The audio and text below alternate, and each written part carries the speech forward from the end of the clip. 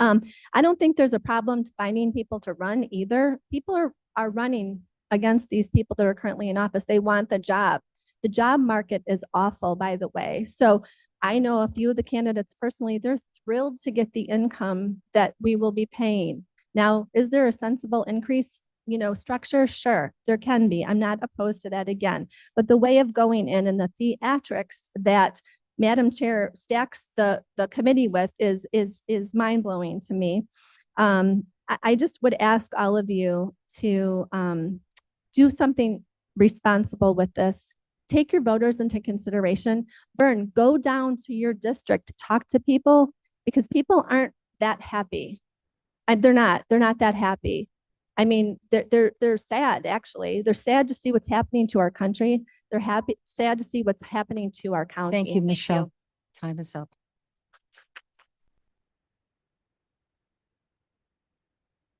Jean Meyer. Yes. Claire, are we streaming?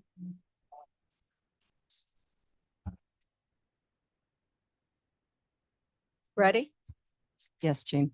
Jean Meyer, resident, ex-transgender. I'm referring to Resolution 24-169, page 121, where the West Aurora School District is committed to deeply embedding equity and social emotional guiding principles.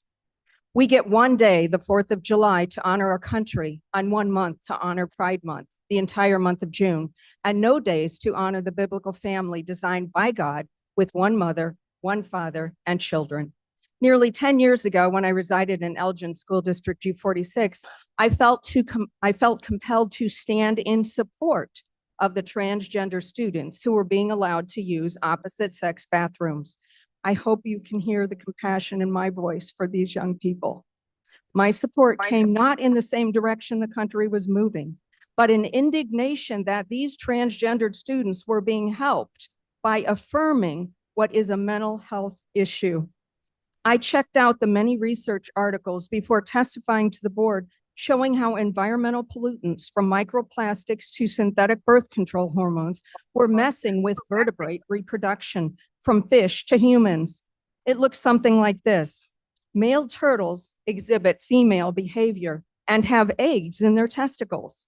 I listened to numerous transgendered students testify. The memories came flooding back, bad memories, repressed memories of a time when I had made myself literally, emotionally, and physically ill at adolescence. Overwhelming anguish. I put those old memories into a whole picture for the first time and testified of this the next month. I experienced insomnia, hair loss, nausea, complete preoccupation day and night with trying to hide what adolescence was doing to my body. By the end of high school, I had gotten over it, remaining the quirky tomboy I am today. I believe for such a time as this, I had been transgender. In 1971, I was called the sexless sixth grader. My peers commented not so nicely about my dress and even my walk. I walked and dressed like a boy. The mental anguish over puberty was severe. There's no test for this condition, only subjective thoughts by the transgendered person. So please don't dare question if I was one as others have done. I went through mental agony and I went through it alone. While sex change operations were available even then, there was no one to affirm my mixed up thoughts on adolescence. Nobody appeared. I'm sorry. Even my amazing loving parents to notice that anything was wrong. I went through this emotional horror by myself. And because I was not affirmed, I kept my body parts inside and out. I praise God I was not born in this day and age and affirmed. So many of these transgendered young people are finding out that the reality of many sex change operations, hormones, and hormone blockers do not fix the underlying mental issue that keeps them from seeing the truth, not to mention the adults who affirm that they can be the opposite sex, often leading to the irreversible sterilization of our youth. Population control authorities applaud, citing just a few of the many detransitioners. 2 girls, now 18 or 19, who had bilateral mastectomies at age 13 in California. They're suing the healthcare system that allowed this. They want their breasts back, but this is irreversible. Quote, nobody, none of my doctors tried anything to make me comfortable in my body or meaningfully push back or ask questions. They only affirmed.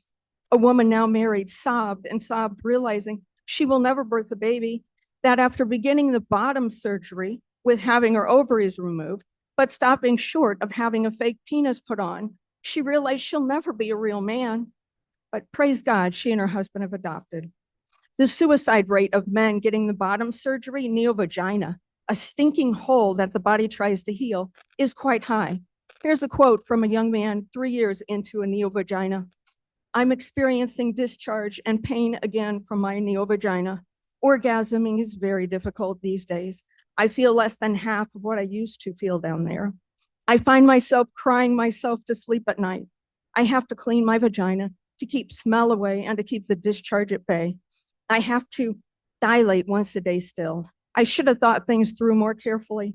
I thought the neovagina was a wonderful end to a difficult journey. I wish I could just have the vagina closed up. So what I'm Thank you, asking Chief. you guys is to please don't just go with the flow.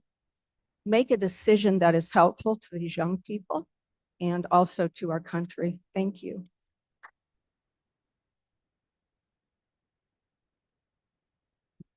The next speaker is Frank Esposito.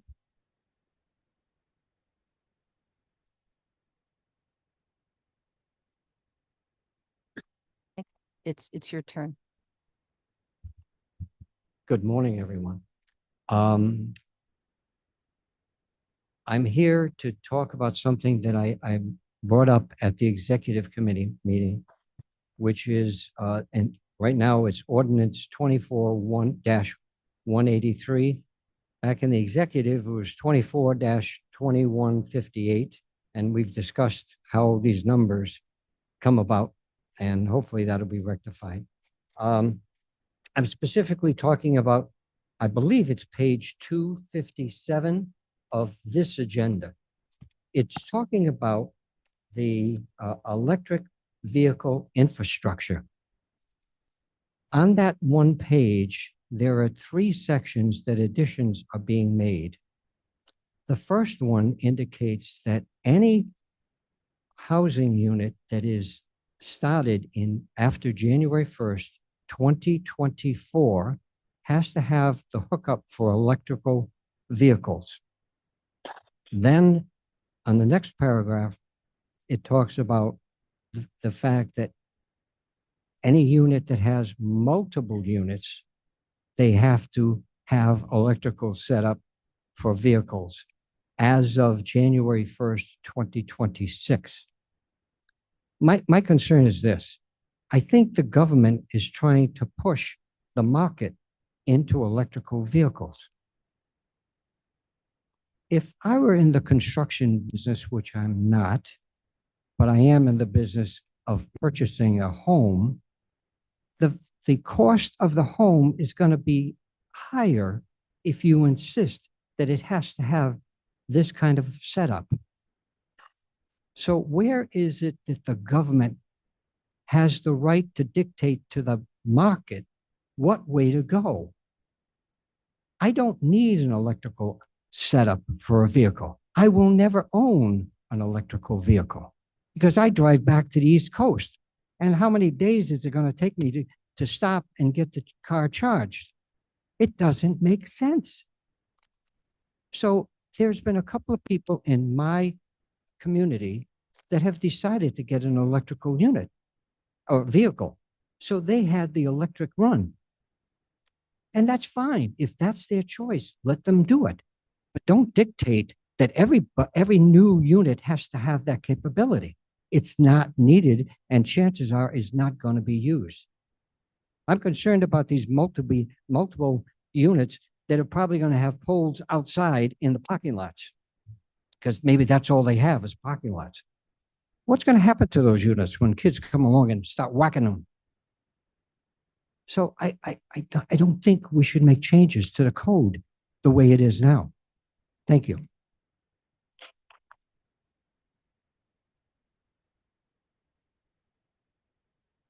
Speaker is John Gripe.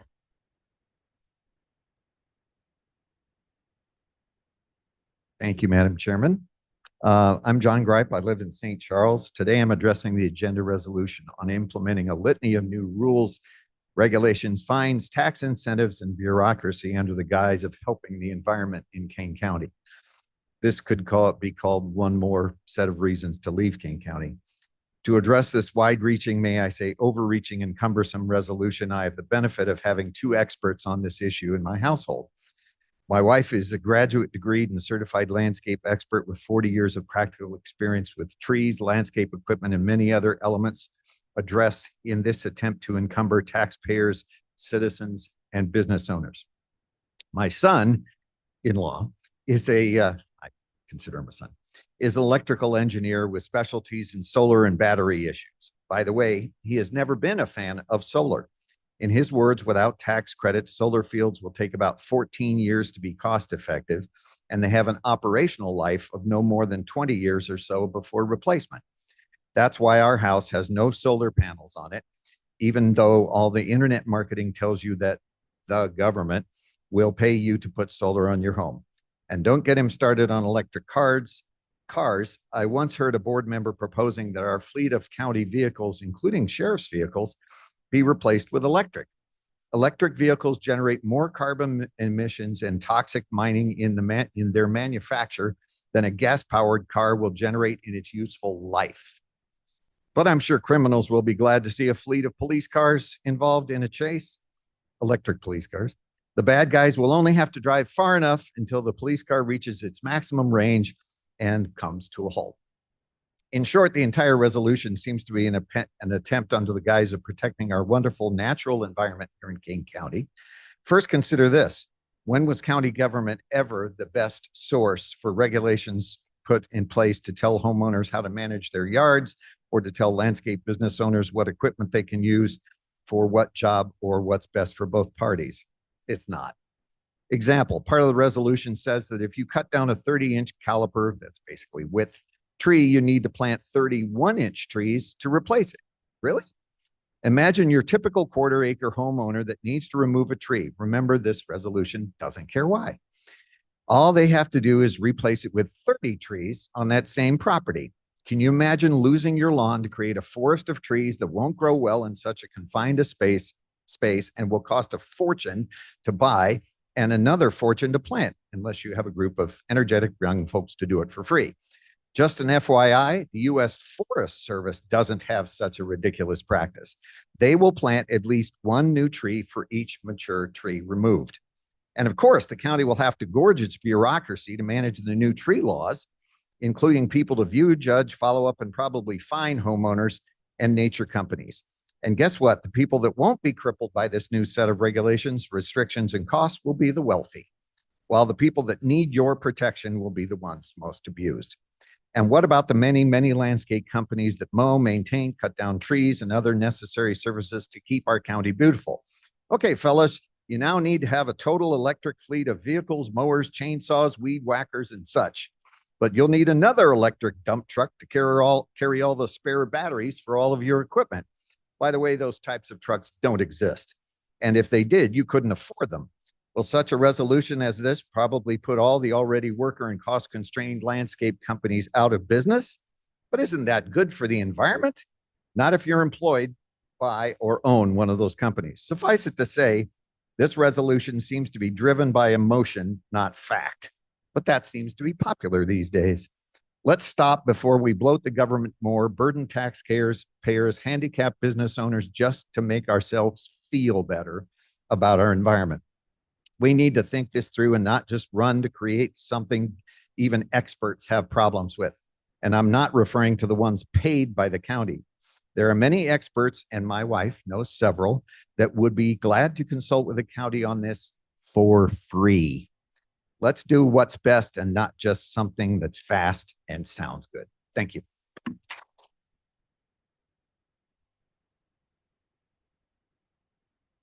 That concludes on topic.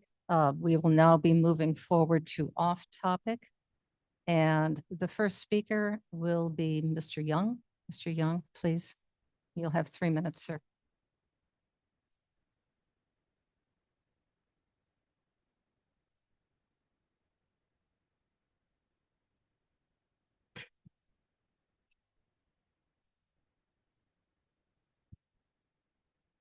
David Young.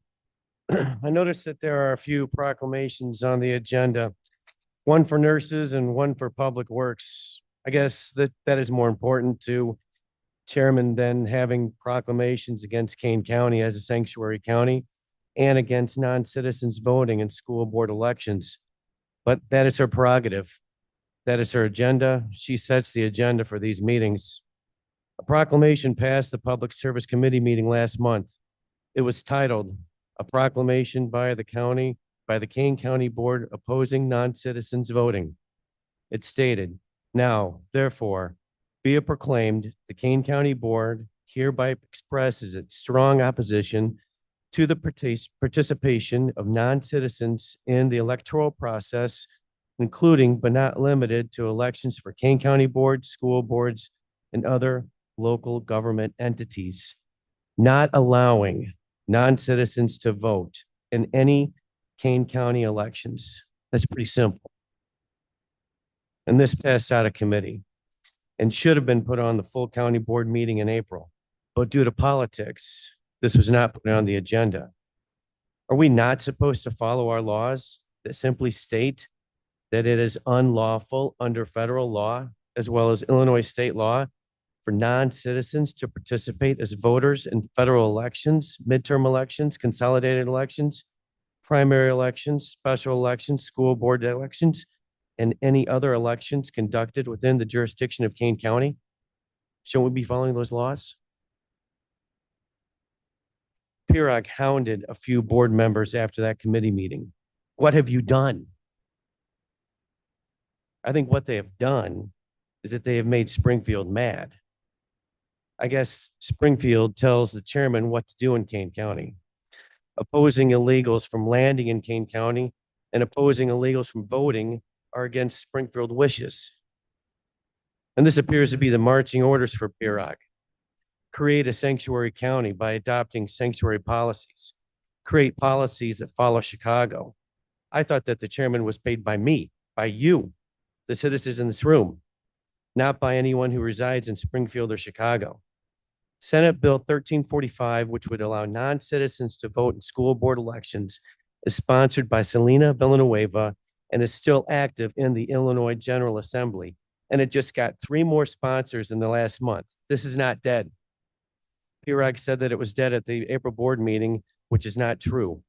It appears that Springfield wants Kane County to become a sanctuary county and allow non-citizens to vote. We, the people, oppose this. I request that this proclamation be placed on the agenda for June.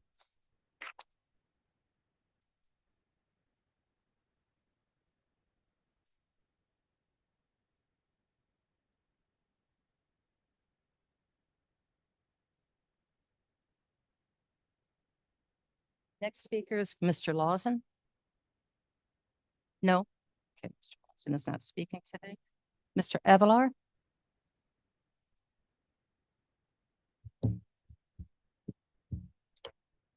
Good morning, Madam Chair and members of the Kane County Board and the Kane County staff. I'm here on off agenda this morning because I was listening to the Finance Committee meeting at the end of April, and the topic of a November 5th referendum was basically pushed off for another month for whatever reason. I want to remind all of y'all that you're running out of time. And I know November may seem like 6 months away or 5.5 months away or whatever, but the balloting starts September 26th with early voting. And vote by mail hits the streets, and many more voters are on the automatic vote by mail where they'll receive their ballot by September 26th to start voting.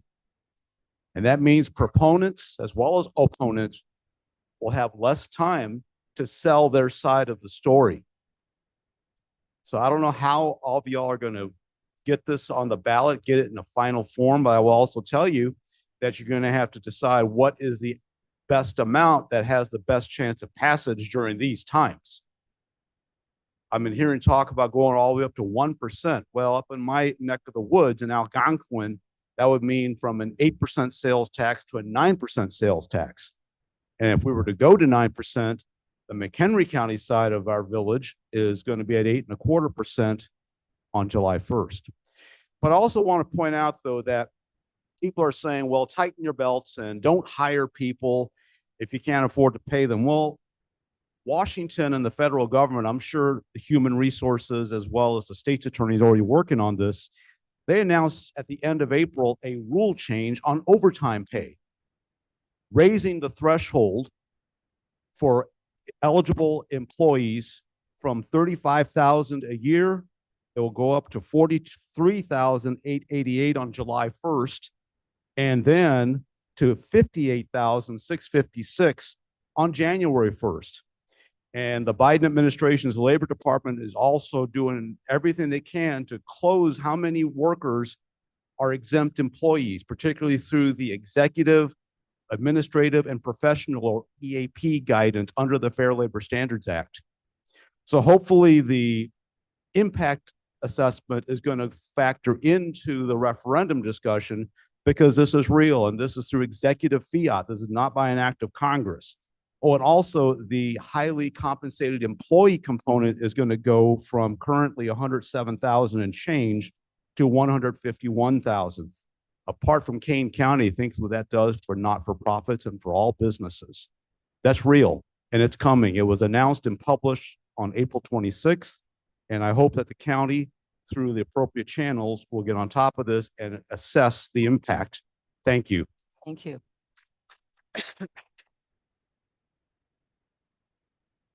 Ellen Young.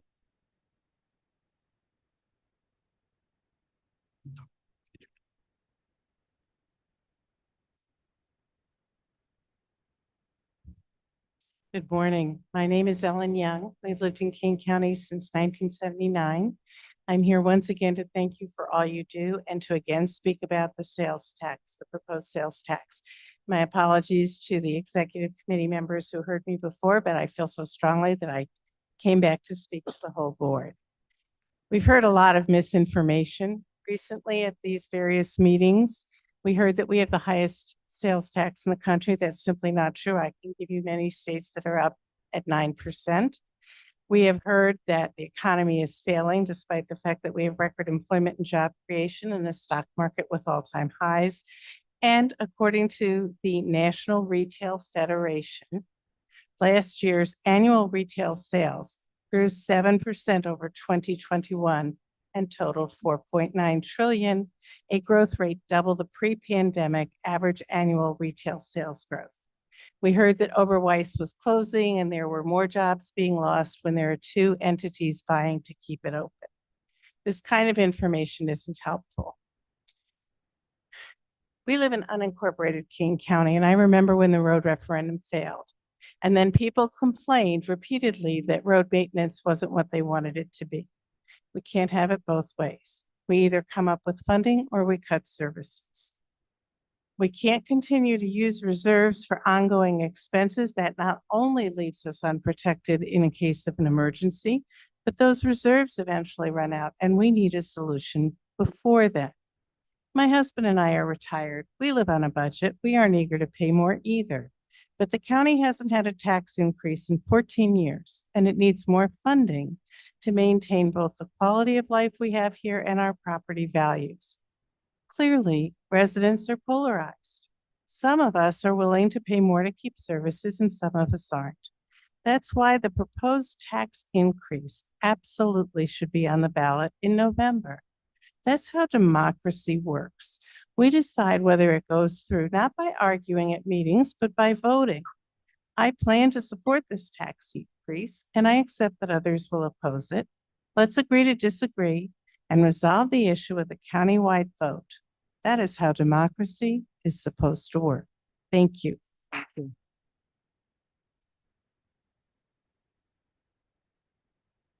Roxanne? Is Roxanne here? Shika? Did I pronounce it right, Roxanne? Shika? Shilka. Shilka. Yes.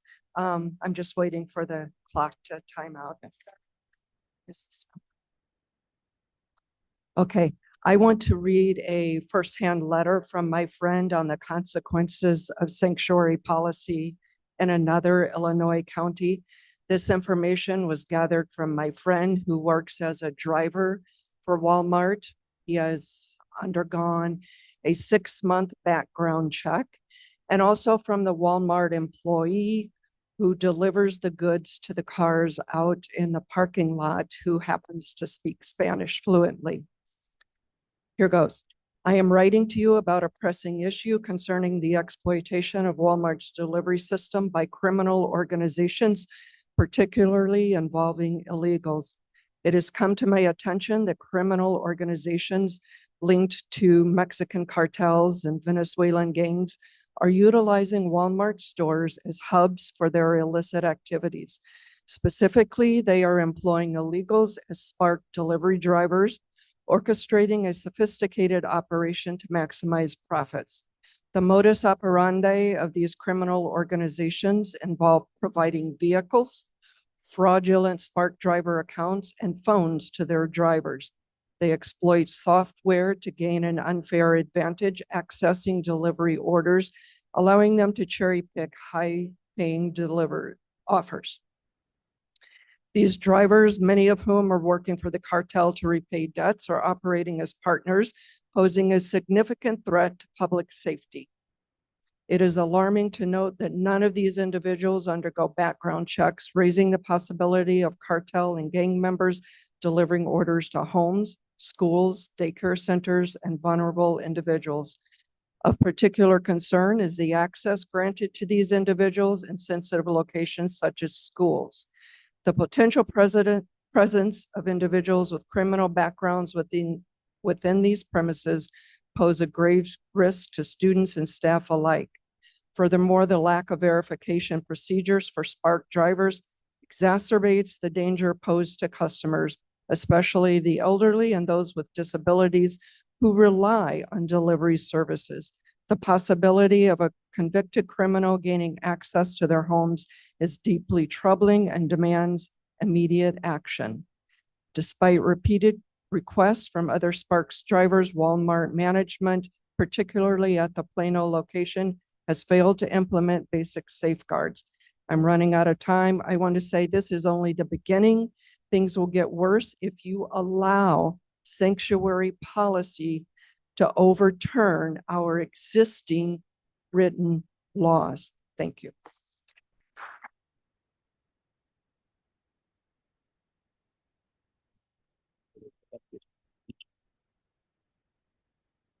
How many more minutes, sir? We currently have used 27 minutes. All right, so we have 3. 3 more minutes. So I believe we have one speaker left, Mr. Anderson.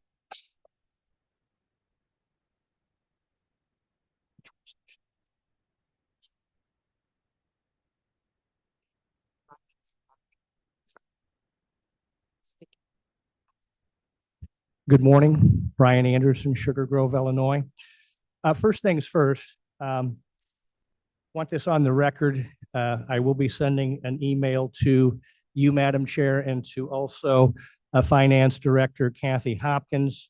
I'm looking at the Kane County ARPA, August 2020. We received 103 million. What I'm requesting, I want a line by line where we're at. The deadline is up on December 31st. We, the people, want to know where the money has been spent. I've got several friends that are in finance. They put together some spreadsheets. Just as an example, today's board meeting, as most of you know, 979 pages. Now, that would be indicative of every meeting, of every board meeting, of every committee. Hundreds and hundreds of documents. If you're going through the 979 pages before every meeting, I congratulate you. It's a lot of work. It's painstaking work. So I will be sending an email because I want to know where that 103 million has been spent to date. And I'd also suggest for we, the people of Kane County, gets put on Kane Connect, an update to all the people in Kane County so we know where that 103 million. Now, let me talk about why I'm here. And I'm hoping that each one of you would go back and log on the Compensation Advisory Committee on May 10th. It's mind-boggling. As a citizen, I've been coming to these board meetings for a year, and every time I think we've hit rock bottom, you never, ever underwhelm me. There's always something new. This is a fiasco. Now, who serves on a compensation committee? Compensation committees function best with independent form the rest of the board. Today, independent compensation committees are standard practice to keep everyone away from unethical boundary crossing. I'm going to stop right there. I spent 30 years in corporate America. I served on compensation boards and committees. I was absolutely baffled knowing that Madam Chair was sitting in on a compensation committee discussing her compensation. Let me say that again. Sitting in a meeting while people are discussing her compensation. In most companies across the United States, the executive would not be in that meeting. The independent compensation committee would be nine-boxing. They would be looking at performance and productivity, not laughing. And I don't want to embarrass any board member on the board here. You know who you are. I would go back, each of you that have not been on that committee, and I want to applaud Board Member Juby for actually calling it out. Thank you.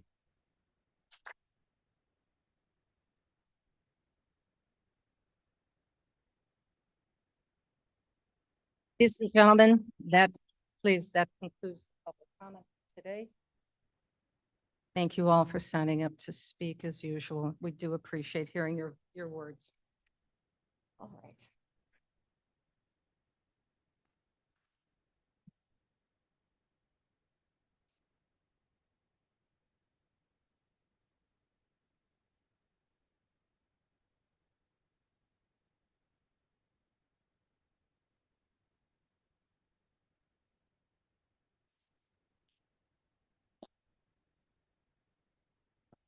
Pardon me.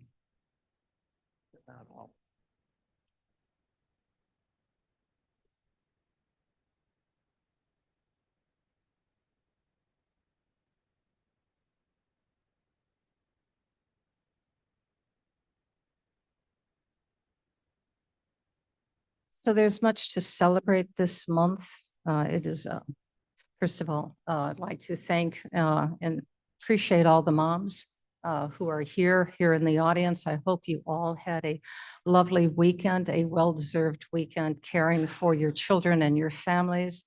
It takes a lot of work. It takes a lot of compassion, care, understanding, ton of strength, and a little bit of sense of humor and joy of play.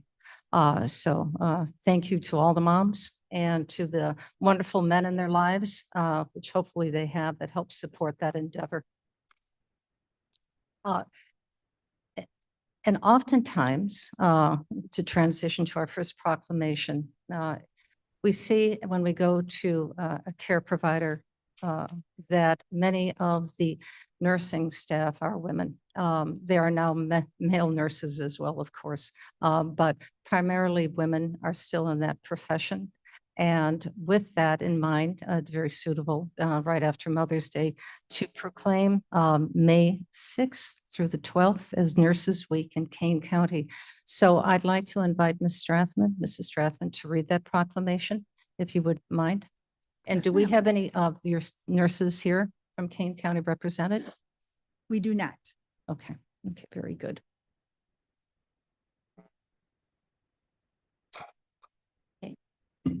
As chairman of the Public Health Committee and so appreciative of all our health department and what it does, I'm happy to read this about. Can you the- bring a little closer to your microphone, Yes, please? I can.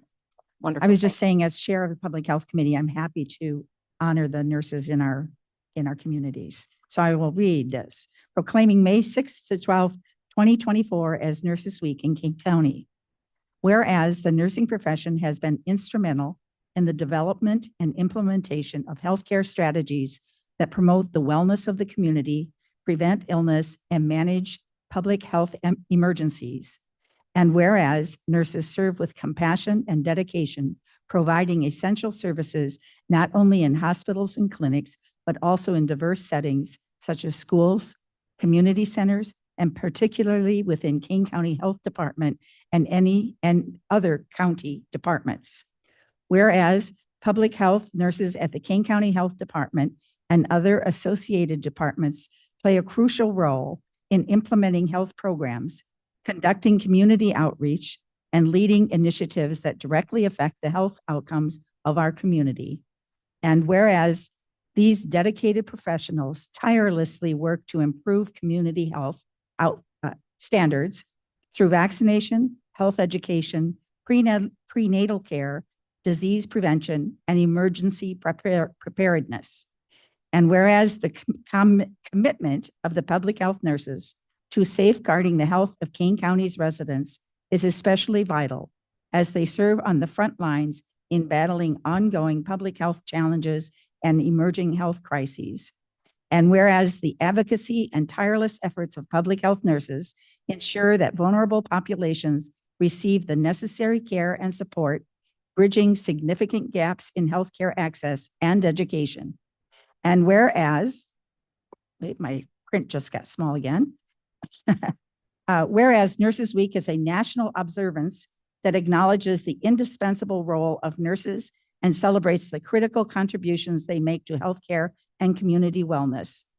Whereas it is fitting to extend special recognition to the public health nurses who enhance the well-being of our community through their dedicated service within Kane County's public health infrastructure. Now, therefore, be it resolved that Kane County hereby proclaim May 6th through 12th as Nurses Week in Kane County, acknowledging the profound dedication and essential services provided by all nurses, with special commendations for the public health nurses employed at Kane County Health Department and other county departments. Thank you, Cheryl. Michael, can you just come up and share with us how many public health nurses we have on staff?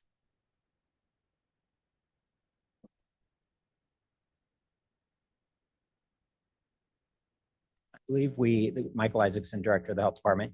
I believe we currently have 9 nurses on staff at the Health Department who work in a variety of roles, including everything from doing home visits, providing immunizations, doing environmental investigations around lead poisoning.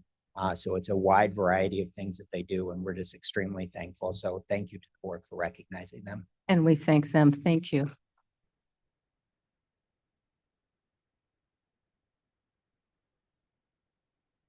I see Mr.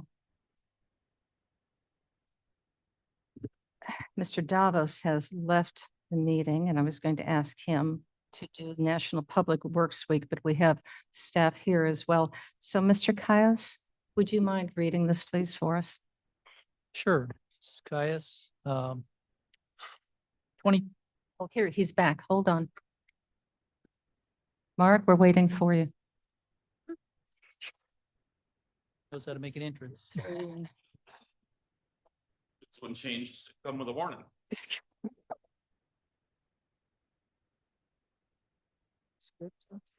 Pens or something happens. My God. I don't get this everywhere. Good morning, Mark. How are you today? We're glad to hear that. So could you read the proclamation for us, please?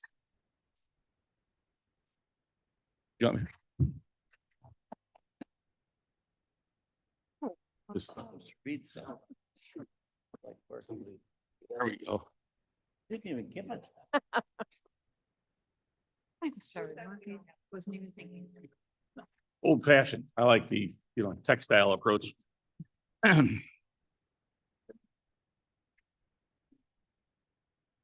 2024 proclamation declaring May 19th through 25th as National Public Works Week in Kane County, Illinois. Advancing quality of life for all. Whereas public works professionals focus on infrastructure, facilities, and services that are of vital importance to sustainable and resilient communities and to the public health, high quality of life, and well-being of the people of Kane County. And whereas these infrastructure, facilities, and services could not be provided without the dedicated efforts of public works professionals who are engineers, managers, and employees at all levels of government and the private sector, who are responsible for rebuilding, improving, and protecting our nation's transportation, stormwater facilities, water supply, water treatment, and solid waste systems, public buildings, and other structures and facilities essential for our citizens. And whereas it is in the public interest for the citizens, civic leaders, and children in Kane County to gain knowledge of and maintain an ongoing interest and understanding of the importance of public works and public works programs in their respective communities. And whereas the year 2024 marks the 64th annual National Public Works Week sponsored by the American Public Works Association. Now, therefore, be it resolved that the Kane County Board does hereby designate the week, May 19th to the 25th, 2024, as National Public Works Week, and urges all citizens to join with representatives of the American Public Works Association and government agencies in activities and events to pay tribute to our public works professionals, engineers, managers, and employees, and to recognize the substantial contributions they make to protecting our national health, safety, and advancing quality of life for all. Soon to be passed today by the Kane County Board, May 14, 2024. Here. Thank you very much. Tom, I see that you have three of your employees here. Do you want to introduce them, please?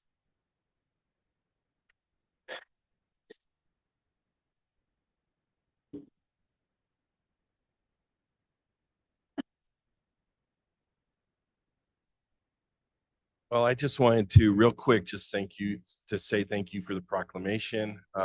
This also includes our environmental and stormwater management group. And it also includes our building facilities, our maintenance of our building facilities. I have Mike Way, who's our supervisor, maintenance guys, and he brought a couple of his staff here. Yeah, good morning. With me is Tim. He is the head of the sign shop, responsible for 14,000 signs throughout all the county highways. And Gus is one of our operators, maintainer threes, who is quickly rising to a supervisor position. Fantastic. Gus, we need to wait for this file. So we also try to just remind everyone that this is an awareness, because we do have difficulty finding staff to fill a lot of these positions within public works, and it is very important to the safety of the public when you look at the water that you're drinking, when you're looking at the safety on the highways, when you're looking at the buildings that you're entering, just making sure that the public health is maintained and the safety is maintained. So, and also just the next generation coming up, just that they're aware that there are these positions that are available. We have at the Division of Transportation a number of vacant positions that we're having difficulty filling. And so it's an awareness time. It's a time of reflection on safety. And with these guys working on the road, as many of you know, 8 years ago, we lost one of our staff members because the roadway safety issues are very concerning. There's a lot more aggressive driving and distracted driving. So again, awareness is what we want to focus on. And so thank you very much.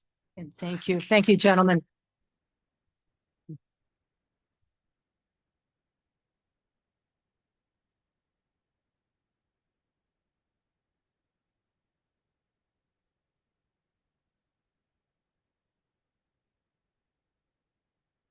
So may I please have a motion and a second to approve Madam these two Chair. proclamations? Yes. Quickly, just add my personal thank you to all of you for keeping us safe. And I would like to mention his name, Stephen Chichester, is the person that we lost working diligently for Kane County. Correct. Yes. Took the words out of my mouth, and awareness really is the key word. We enjoy the work that they do without always really being aware of it. If they didn't do the work, that's when we become critically aware. That's when we would know. Applause is definitely in order, and awareness for sure. And Steve Chichester is missed, and our best to Lorraine this week. Thank you guys for making Kane County, as enjoyable as it is. And it's a pleasure to be there at the Transportation Committee and work with you all. So I will happily move. Thank you, sir. And do I have a second? Thank you, Dr. Silva. I believe we need a roll call vote for that. You can do a voice vote. Or should we vote? Let's do a voice vote. All in favor? Aye. Anybody opposed? Okay. Thank you very much. Separate one for the nurses. We can do a separate one for the nurses if you like. Gums will move the initial proclamation 24-2354. Strathman, would you like to second Oh, that? I'm sorry. I'll switch that with you. Yes, I would. I'll second. She's got it. Thank you. All right, very good. Do you have any comments before we take the vote? No? Okay, very good. Michelle? Nope. Nope. Anybody else? I do. Having worked with these nurses, I just would like to commend their diligence, their passion, their willingness to step up, like many of our employees, like all of our employees, to do the difficult, to do the impossible, and to get the job done. It is incredibly hard work to seeing people who are ill, who are distressed because of their illness, who are concerned about their well-being and their health, and being able to do it with such grace and dignity to support good public health here in Kane County. So again, I'd like to thank them all for staying with the county, being part of the county, and being the very fabric of our county. Public health, you don't have health, you have nothing. You don't even have good roads. So, all in favor? Aye. The opposed? So the next is, I'd like to introduce a presentation. Now, we heard Mr. Young speak just a few minutes ago, and I have listened and I have thought very carefully about what those concerns are on that proclamation. Point of order. Yes, Mr. Young. Yes, sir.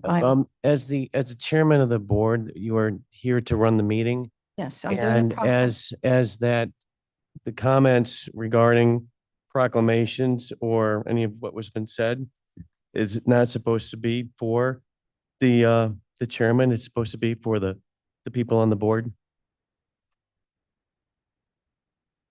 I would like to introduce at this point, the League of Women Voters is going to do You a need to respond to the point of order, Madam Chair.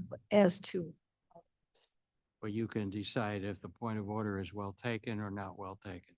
yeah, it is not well taken at this point, since these were just general comments applauding our employees, which I see nothing wrong with. So I'd like to introduce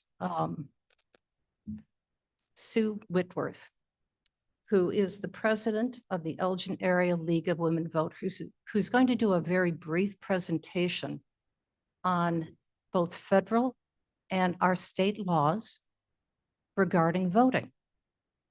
Who can vote, what the requirements are for voting, and who may not vote. And with that, if there is any further discussion, we can address how you feel about this, but this is simply a presentation of fact so that we're all on the same page. If this board decides to move this forward to another level of discussion, but simply not today. That'll be happening at another time. Mr. Iqbal. Madam Chair, I have a question. This voting is not on a current legislation way. The state bill that Mr. Young was referring to is dead.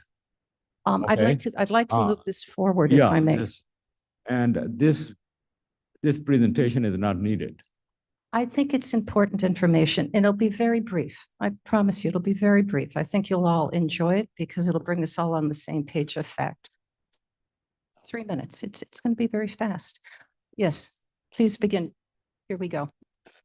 Good morning. Thank you, Madam Chairman and the board members for allowing us to come and talk about voting and the voter eligibility and elections. The League of Women Voters is an organization that is nonpartisan, grassroots organization working to protect and expand voting rights and ensure everyone is represented in our democracy. We empower voters and defend democracy through advocacy, education, and litigation at this local, state, and national levels. The League does not support or endorse any candidate, nor do we oppose any. The League of Women Voters has been an organization for 104 years and in Elgin for 95 years this year. Who can vote? In 1996, the U.S. Congress passed law prohibiting non-citizens from voting in federal elections, including elections for the U.S. House, U.S. Senate, and presidential elections. This does not apply to elections for state and local offices. Non-citizen voting. As of May 2024, no state constitutions, including Illinois, explicitly allowed non-citizens to vote in state or local elections. The District of Columbia and some municipalities in 3 states allowed non-citizens to vote in local elections. 6 states approved ballot measures related to citizenship requirements for voting. 3 states will have similar ballot measures in the 2024 elections, being South Carolina, Kentucky, and Wisconsin. 7 states prohibited non-citizen voting in state and local elections. Where are non-citizens currently allowed to vote? As of May 2024, the District of Columbia and some municipalities in California, Maryland, and Vermont allowed non-citizens to vote in some of all local elections. The U.S. election laws date back to Article 1 of the Constitution. This gave states the responsibility of overseeing federal elections. Many constitutional amendments and federal laws protecting voting rights have been passed since then. The 15th Amendment gave African American men the right to vote in 1870, but many were unable to exercise this right. Some states use literacy tests and other barriers to make it harder to vote. The 19th Amendment, a personal favorite, ratified in 1920, gave American women the right to vote. The 24th Amendment, ratified in 1964, eliminated poll taxes. The tax had been used in some states to keep African Americans from voting in federal elections.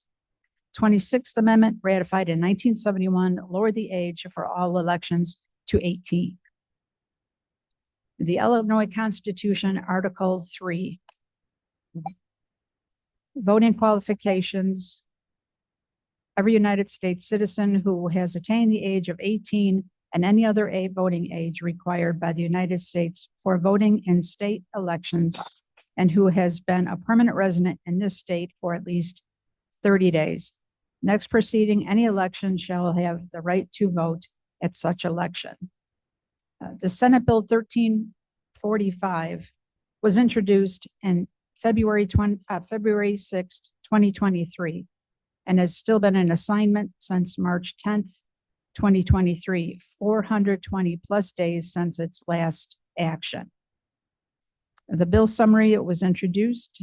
It requires the State Board of Education to create a voter registration affidavit for a non-citizen to register to vote in school board elections and to be filed with the respective school board. Permits for a voter to obtain a ballot listing only school board offices upon request. Requires an application to take an oath regarding certain qualifications. Requires the voter to file a new voter registration affidavit for each new school board election. Now, they only have 2 weeks to get this out of assignments and get it up for a vote. We feel after our review that this is unlikely to happen. It's a legislative issue, and actually the county has no say in the matter. We encourage anyone that has an opinion about this to contact their legislative representative. And I appreciate your time today and encourage anyone to look into the League of Women Voters if you stand for democracy. We have 3 leagues throughout the county: Elgin area, Aurora area, and Central Kane County. Thank you. Thank you, Sue. Appreciate it. Thank you. Madam Chair. Yes, Mr. Young. I have contacted Selena Villanueva's office 4 times. 4 times. No response.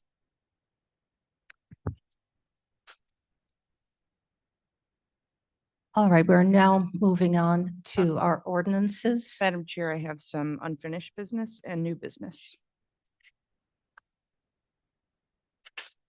That'll go on to committee updates. No, I have new business and unfinished business.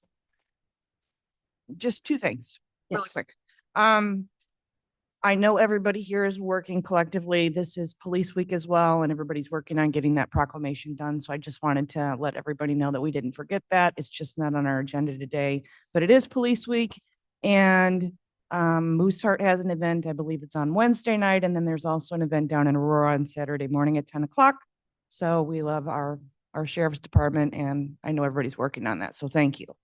And then secondarily, just for your information purposes only, I'm going to be requesting a special board meeting of the members. There are some county code issues that actually quite a few county code issues that have been identified that need some correction. And I believe that is best suited in a special county board meeting. But I didn't want anybody to be surprised by it, and I will give a date certain shortly. And that's all I got on that. And that's it. Major. Thank you. Madam Chair, Yes, Mr. Iqbal. as a follow-up to the presentation, could I say it now or should I Oh. save it later? Oh, please, The presentation was made by legal yeah, League of Women voters, Voters. and I thank them very much. I want to say a few things right now, or I could say it at the end of this new and unfinished business. Well, since we have, if I may, since we have people here with their ordinances, if you could hold that unless you feel That's it's fine, timely, yeah. and I look forward to hearing this.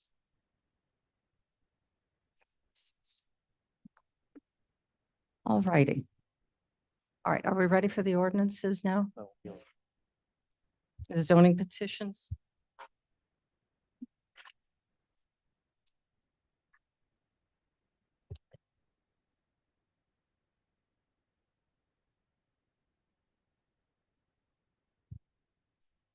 It's over to Mr. Ford. Of a check, but good morning. Thank you, Madam Chair.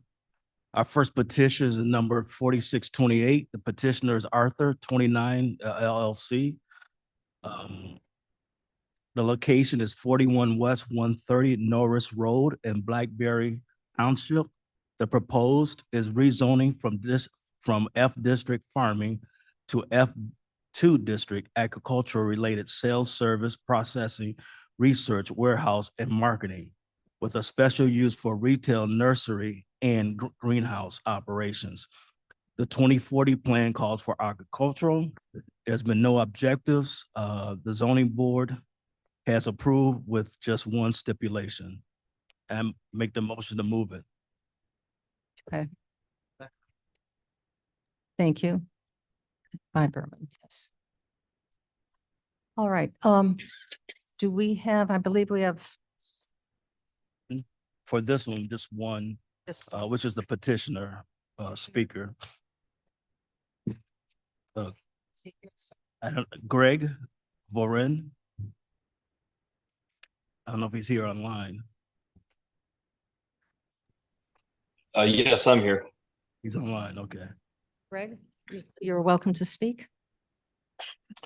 I really don't have anything to add beyond what was at the hearing. Other than we're just bringing it up to compliance, and we're willing to follow any rules that were set forth by the county. All right, thank you. Mr. Van Kerkhoff, do you have anything to say about this? Fine. Mr. Ford? No, Anything I else? don't. All right, I believe we're ready to take the vote then. Clerk, please call the roll. Ellen, Alan, I. Bates, Bates, yes. Berman, Berman, yes. Doherty. Davis, Davis, yes. Ford, Ford, yes. Gums, Gums, yes. Iqbal, Paul, yes. Zuby, I. Kenyon, Yes. Caius, Caius, yes. Leonard, Leonard, yes. Lewis, Yes. Linder, Linder, yes. Molina, Molina, yes. Roth, Roth, yes. Sanchez, Sanchez, yes. Strathman, Yes. Surges, Tarver, Carver, yes. Tepe, Yes. Williams. Williams, yes. Thank you. Young. Yes. Yep. Yes. Oh, I'm sorry, didn't. Doherty, yes. Thank you, Mr. Doherty, and thank you, Ms. Silva. Everybody? We've got everybody. Okay, very good. Passes. Okay, very, thank you. Yes, Mr. Ford, All next. right, our next petition is a petition, and the next two are totally related, but we'll take them separate because they're zoning petitions. Next petition is 4629. The petitioner is Twin Creeks Farms LLC. The location is 48 West 999 Jericho Road. This is in Big Rock Township. The rezoning is a portion of the property from F District Farming to F1 District Rural Residential to allow existing home to split off from the remaining farmland. Again, the 2040 plan is agricultural. There's been no objectives, and the zoning board has approved this with one stipulation, which is related to stormwater management. And that is for any development in the future and defined by the King County Stormwater Management Ordinance on the result of F1 or F partial that's singularly results in greater than 5,000 square feet of the new pervious area, or cumulatively as of January 1st, 2002, results in a greater than 25,000 square foot of the new impervious area, or 3 acres of disturbance. Stormwater management measures as required by the Kane County Stormwater Ordinance shall be provided. This was also passed by the Development Committee unanimously. So I make the motion to move this petition. Leonard, seconds. Thank you, Mr. Leonard. And is Kathy Altira in the room, Kathy? Right here. Hi. I'm here to answer any questions, but not make any additional comments unless there are questions. Are there any questions? None? I think we're ready to take the vote. Clerk, please call the roll. Ellen, Ellen, aye. Bates, Bates, yes. Berman, Berman, yes. Doherty, Doherty, aye. Davist, Yes. Ford, Ford, yes. Gums, Gums, yes. Iqbal, Paul, yes. Juby, I. Kenyon, Yes. Caius, Yes. Leonard, Leonard, yes. Lewis, Yes. Linder, Linder, aye. Molina, Molina, yes. Sanchez, Sanchez, yes. Silva, Silva, yes. Strathman, Yes. Surges, Tarver, Carver, yes. Tepe, Yes. sorry. Yes, Williams, Williams, yes. Young. Yes. That passes unanimously. All right, and our last petition is 4630, which is also Twin Creek Farm LLC. The petitioner, and then also the location is 49 West 049 Jericho Road, which is also in Big Rock Township. The rezoning of portion of the property from F District Farming to F1 District Rural Residential to allow the existing home to split off from the remaining farmland. The 24 plan is the same agricultural as the other one. And the zoning board approved this with the following stipulations. The first stipulations is very similar to the one to 4629, which is related to stormwater management. And also that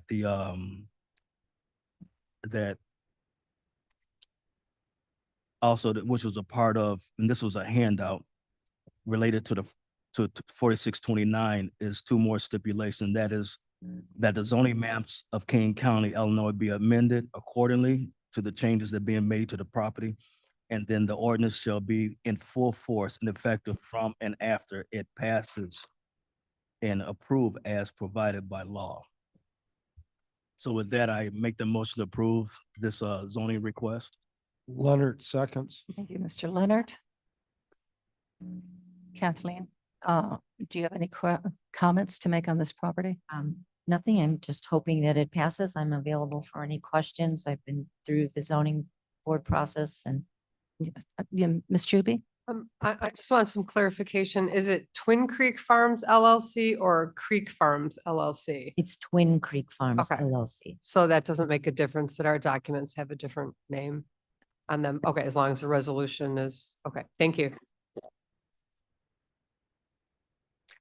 Any other comments, questions? Hearing none, clerk, please call the roll. Ellen, Aye. Bates, Bates, yes. Berman, Berman, yes. Doherty, Doherty, aye. Davis, Davis, yes. Ford, Yes. Gums, Gums, yes. Iqbal, Iqbal, yes. Juby, Juby, I. Kenyon, Yes. Caius, Yes. Leonard, Leonard, yes. Lewis, Lewis, yes. Linder, Linder, yes. Molina, Molina, yes. Roth, Roth, yes. Sanchez. Mr. Sanchez, yes. Sanchez, thank you. Silva, Silva, yes. Strathman, Yes. Sturgis, Tarver, Carver, yes. Tepe, Deputy, yes. Williams, Williams, yes. Young. Yes. That passes. All right, very good. So that ends, thank you, Kathleen. Thank you. Thank you. That ends our zoning petitions. We are now into appointments. We have one appointment today. And Mr. Kenyon, I'm going to ask you, I'm sure that you know Diana. If you can, do you know her? I'd like to nominate Diana Connellison to be reappointed to the South Elgin Fire Countryside Fire Protection District. Madam Chair, the motion would be, I believe, Mr. Kenyon, to advise and consent to the appointment and adopt the resolution. Whatever makes you happy, sir. We want you happy. Permit, I'll second it. Thank you. For those people who don't know Diana, could you just share a little bit about her, sir? Beg your pardon? Diana, do you know anything about her? Have you served with her previously, or do you know her? Oh, her very well. I've known her for over 20 years. Can you just give her professional background? She's a retired school teacher and she used to own a tavern restaurant in South Elgin. She's dedicated to the fire department. Very good, very good. So with that, I believe I can just do a voice vote. I do a roll call. Roll call on this, if there's no other comments on this? No, we're honored to have somebody volunteer to serve. So. call Okay. roll, please. Ellen, Ellen, aye. Bates, Bates, yes. Berman, Berman, yes. Doherty, Doherty, aye. Davis, Davis, yes. Ford, Gums, Gums, yes. Iqbal, yes. Juby, Juby, I. Kenyon, Yes. Caius, Yes. Leonard, Leonard, yes. Lewis, Lewis, yes. Linder, Linder, yes. Molina, Molina, yes. Roth, Roth, yes. Sanchez, Sanchez, yes. Silva, yes. Strathman, Yes. Sturgis, Tarver, Carver, yes. Tepe, Deputy, yes. Williams, Williams, yes. Young. Yes. That passes. All right, very good. Do we have any committee updates? Madam Chair, if nobody wants to go first, I do have a couple. Sure. Thank you. Gums, absolutely. Gums here. I'm probably missing a lot, but we do have a couple of things in legislative. The broadband bill, Mr. Iqbal, just so you're aware, there was a minor hiccup with the Farm Bureau, which our lobbyist team has worked out. So it had to go back to the senator's office and it's currently sitting in public utilities for that. And it should go through wonderfully after that. I see no obstacles to that and the team has been working really hard with his office to get that done. So hopefully with that passage, we will acquire the ability to lease those fibers out. So that's an amazing feat. Also, we do have a bill that creates Public Defender Act, and it is HB 5842. Long story short, it's kind of in the preliminary stages, but I will be nominating our public defender to sit at that table to have discussion about that. And I've also spoken to Ms. Cronin about that. And I think the last point is the leasing of our property bill has made its way through, and it looks like that's going to go very well now. Our team's been working diligently with the legislators down there. The chair and I've had much conversation about that, and I'm excited to see it go forward. So good news on all fronts, I believe. Thank you. Leasing bill has passed the Senate 54-1. And the next step will be going into the House. We just, yeah, sorry, Gum's here again. We just picked up a sponsor on that. Excellent. Madam Chair, Yes. I have just some news for the Energy and Environmental Committee meeting on Friday. Karen Miller, our tree expert, will be giving a special presentation on information regarding our tree protection ordinance that we are working on. So you're all invited to attend that meeting because it's going to be very interesting. And we are also this Friday, the Energy and Environmental Committee will have a resolution to adopt the Climate Action Implementation Plan. So if you want to know more about that, come on down. Yes. Yeah, this is Caius. Caius, Chairman of the Admin Committee. Just to note for board members that we will be presenting and passing the final master plan as it stood as a pinpoint to where we were in planning for the future for the community for facilities. And that'll be in tomorrow's meeting. Okay, thank you. Thank you. I look forward to that presentation. Is there anybody else? None? Oh, Oh, Mr. Tepe, see your hand up. Yeah, Madam Chair, the public committee that met to recommend raises or compensation for elected personnel met on Friday. It's forwarding its findings to the ad hoc committee that's going to be meeting tomorrow afternoon at 1 o'clock, led by Mr. Surges. Okay, thank you. Yes, Mr. Iqbal. Madam Chair, thank you. I want to follow up on the presentation Mr. Young made, and the League of Women made. Actually, they did the job that I was think that I had to say. There was something else that was not mentioned last time after you left. Mr. Young tried to present a proclamation, and Mr. TP was chairing it, and he was brushed off, to say the least. And I didn't like it, and some other folks also didn't like it, and I got an email. I followed it with my email to Mr. Young. I want to talk to him. I did not know anything about this SB 1345. So I got into it, I talked to him. I looked at it, and it appeared to me that that bill was dead. He sent me a page from il.gov, and that showed that. And today he said that no, it is alive. And the last month there were 3 sponsors. I pulled the page back today, and there was no activity last month. So it was a year ago. It was 2023. So the bill is dead. I have that page, and I have sent it to Blair. If you want to put it up, I can show you what it is. We want to bring this matter to a closure with good satisfaction to Mr. Young. If there's a good reason for it. Excuse me, could you Sorry. please turn the volume down? I think we've had this conversation quite a bit, and I would welcome seeing this. I have a copy in front of me. Yeah, that's the one I have right here.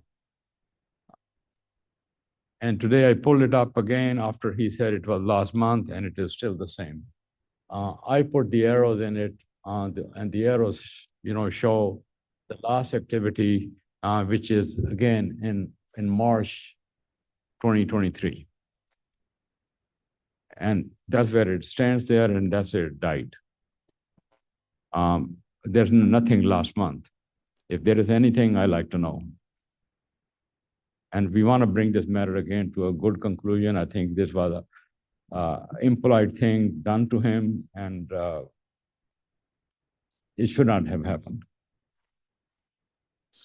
So respectfully, once again, if there's any further discussion on this item, I would suggest, because it has to deal with state policy, state law, it's truly state law, nothing that we can do here. It has to be passed through the state to allow us, that perhaps legislative committee could take on this challenge and have a further discussion, if that is something that committee members here would like, board members would like to pursue. Thank you, Madam Chair. Oh, thank you, Mr. Iqbal. Is there anything else? All right. So we are now, I believe, going into executive session. Mr. Tepe.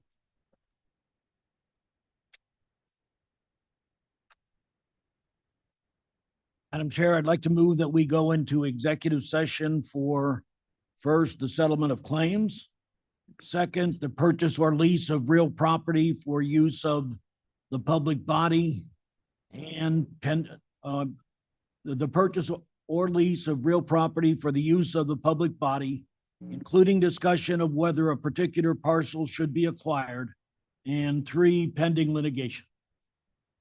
And yes, sir. One small suggestion, pending probable and imminent litigation. Otherwise good. Pending or probable litigation. Imminent. And we will take, as we ask everybody to, we have to take a roll call.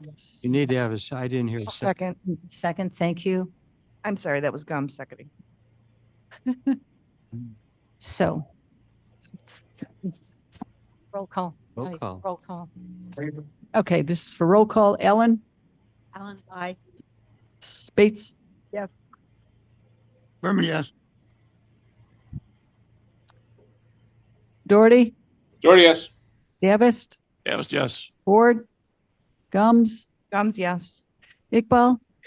Juby? Yeah. Kenyon? Yes. Yes. Leonard? Sure. You care about people. Oh, yeah. Molina? Molina, yes. Roth? Roth, yes. Sanchez? Sanchez, yes. Silva? Strathman? Yes. Surges? Mr. Tarver? Tarver, yes. Thank you. Tepe? Yes. Tepe, yes. Williams? Williams, yes. Thank you. Mr. Young? Yes. Okay, motion pass. We are in exec. Okay, we're going to exec. I'd like to remind everybody who's in community members to take your belongings with you. Please, you'll be asked to vacate. Make sure you take your purses and your coats and your briefcases and anything else, personal items that you may have, and your phone. All right, everybody that's joining us online in the closed session, please accept the invites. A reminder to anybody in the room that's also joined digitally, you must also join the closed session before we can begin. And we'll be taking let's take a 3-minute break.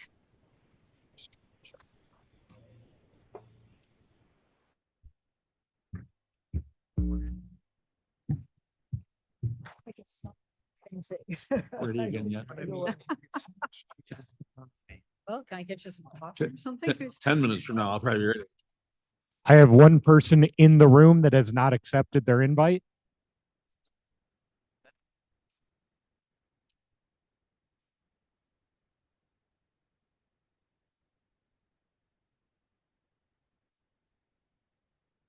Still have one person in the room that has not joined the meeting.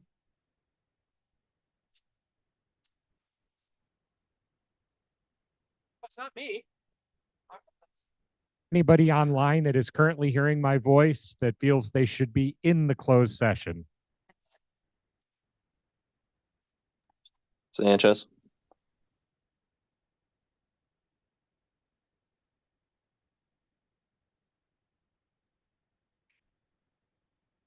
Debbie, do you see his socks? Yeah. See this?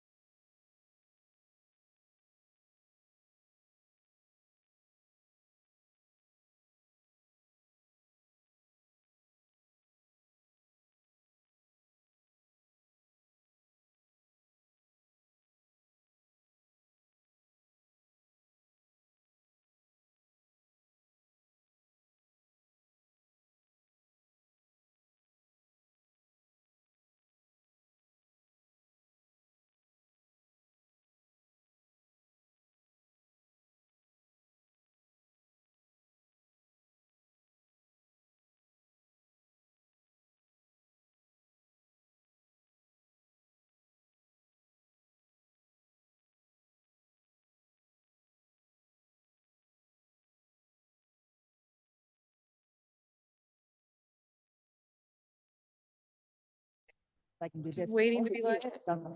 Ladies and gentlemen, let's call this meeting back to order, please. Roll call. Okay. Ellen. Bates. Berman. Herman's here. Doherty. Doherty here. Thank you. Davis. It's just gone. You lost. Ford, Mr. Ford. Done any business Comes is here. Iqbal. Juby, Should be here. Yeah, I'm here. right? Caius. Yes, ma'am, whatever it is. Get here. Leonard. Leonard here. Lewis. Dur. Then you're over here. Thank you. Melina. Molina present. Roth. Here. Sanchez. Sanchez present. Silva. Silva is here. Strathman. Strathman here. Surgis. Carver. Carver's here. Pepe. Steppy here. Williams. Williams here. And Mr. Young. Here. You have a quorum. Okay, we have a quorum. All right, very good. We are going back now to our vote on our settlements.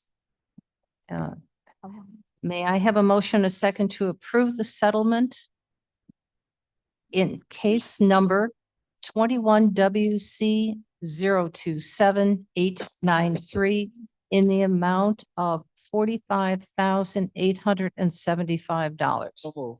Thank you, sir. Second, please. Berman. Thank you, Mr. Berman. Clerk, take the roll. Okay. Ellen. Ellen, I. Bates. Yes. Berman. Berman, yes. Doherty. Doherty, yes. Davis. Oh, he's gone. I'm sorry. Just gone. Yep. Let me mark them out totally. Ford. Gums. Comes, yes. Iqbal. Iqbal, yes. Juby. Yeah. Kenyon. Yes. Caius. yes. Leonard. Leonard, yes. Lewis. Linder. Linder, yes. Melina. Roth. Sanchez. Sanchez, yes. Thank you. Silva. Silva, yes. Strathman. Yes. Surgis. Tarver. Carver, yes. Pepe. Steppy, yes. Williams. Yes. Young. Yes. That passes. Okay, very good. May I please have a motion and a second to approve the settlement in case number 23WC moves. 026166.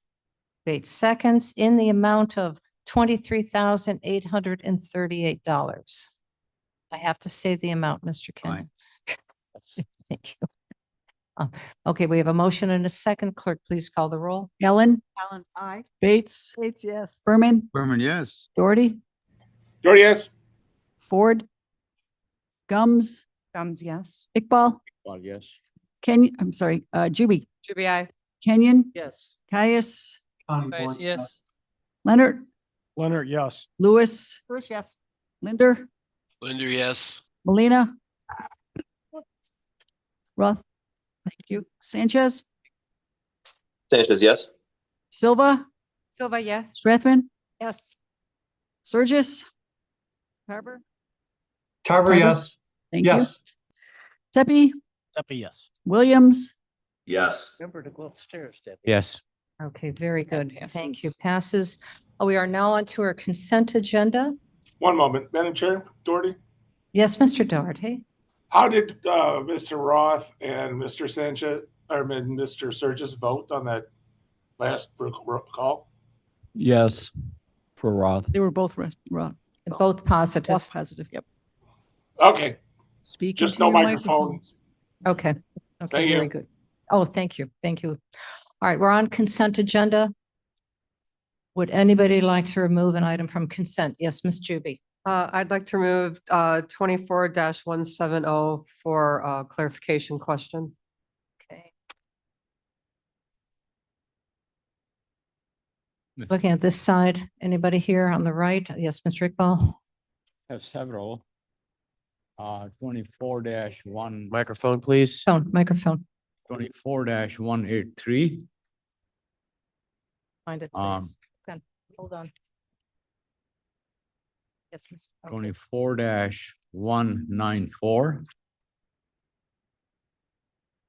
4-196. Catching up with you. 194. And 96. 24-197. 24-199. And Hold on.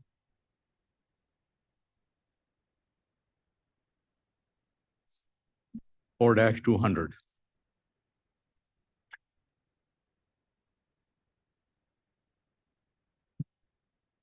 All right, anybody to the right side of the room, to the left now? 24-215, part of the consent agenda. Is that the end of the consent agenda? Yes. Okay, thank you. Didn't know how it printed. I didn't know what was the break off point. Okay, anybody? It's not in, It is not on the Not consent in- agenda. No, 215 is not, Not on just consent. above Off it's got- consent. it's Got it. off consent. Anybody else to the left? Anybody online? Oh, I'm sorry. Yes, Yes. all right. 24-169. 24 what? 9.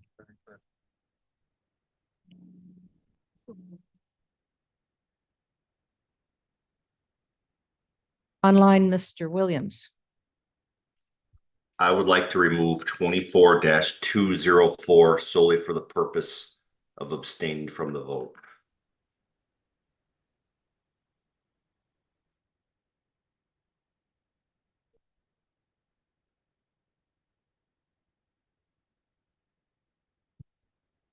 Okay, thank you.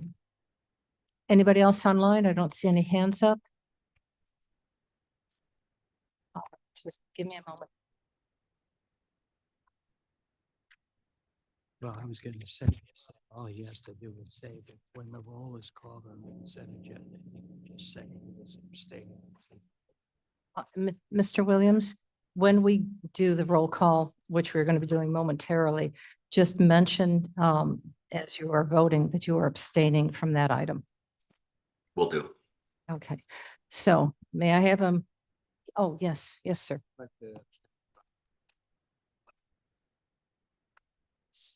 180 or 196? Same thing, just do that. Just say during it. The roll call. Just as you do 186. Mr. Berman, the same instructions.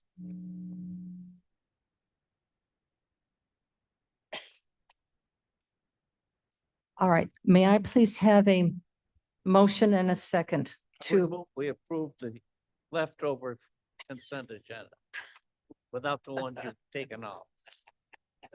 I'm trying to move. I want to get you Second. home, sir. So the consent agenda, except for items number 24-169, 24-170, 24-183, 24-194, 24-196, 24-197, 24-199, 24-200. Call the roll. Go for four, also. for, well, no, that's abstain. Oh, Okay, please call the roll. what, point of order? Yes.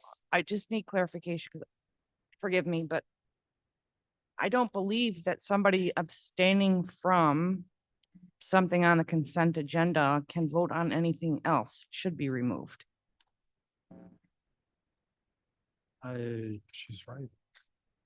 I don't agree, but in the interest of time, I would suggest then we remove it rather So, than discuss. yeah, so Mr. Williams did remove 204 Yeah, and Mr. Berman did remove 180. 186 and Okay, so. yeah, So just to expedite time, we'll remove those two items as well. So we'll be voting on everything that is not been removed. So do you need those numbers again? No. Be fine. Okay. You would prefer the numbers? No. Okay, so let's take the roll. Looks like you said 170 was exceptional, but it's not taken. Cannot hear you, sir. Mr. Iqbal? Yeah, you said, did you say 170 was out of? Okay, let me do it one more time. Yeah. There's quite a few. 69, 170, 183, 194, 196. No, 186, 186, 194, 196, 197, 199, 200, 204. Yep. Okay. Please take the roll. Ellen, Alan, I. Bates, Bates, yes. Berman, Doherty, Doherty, aye. Ford. Okay. Gums, Gums, yes. Iqbal, Yes. Yeah. Kenyon, Yes. Caius, Yes. Leonard, Leonard, yes. Lewis, Yes. Linder, Linder, yes. Molina, Molina, yes. Roth, Roth, yes. Sanchez, Sanchez, yes. Silva, Silva, yes. Strathman, Yes. Surges, Yes. Tarver, Carver, yes. Kepi, Happy, yes. Williams, Williams, yes. and Young. Yes. Okay, it Passes. passes. May I please have a motion and a second to discuss and possibly approve item number 24-169? Surges. Thank you, sir. Second, please. Gums will second. Thank you, Mr. Surges. Madam Chair, I was just a bit confused. Mike? Mike. I'm so sorry. I was just a bit confused on this. There was a member of the audience that made a pretty strong statement.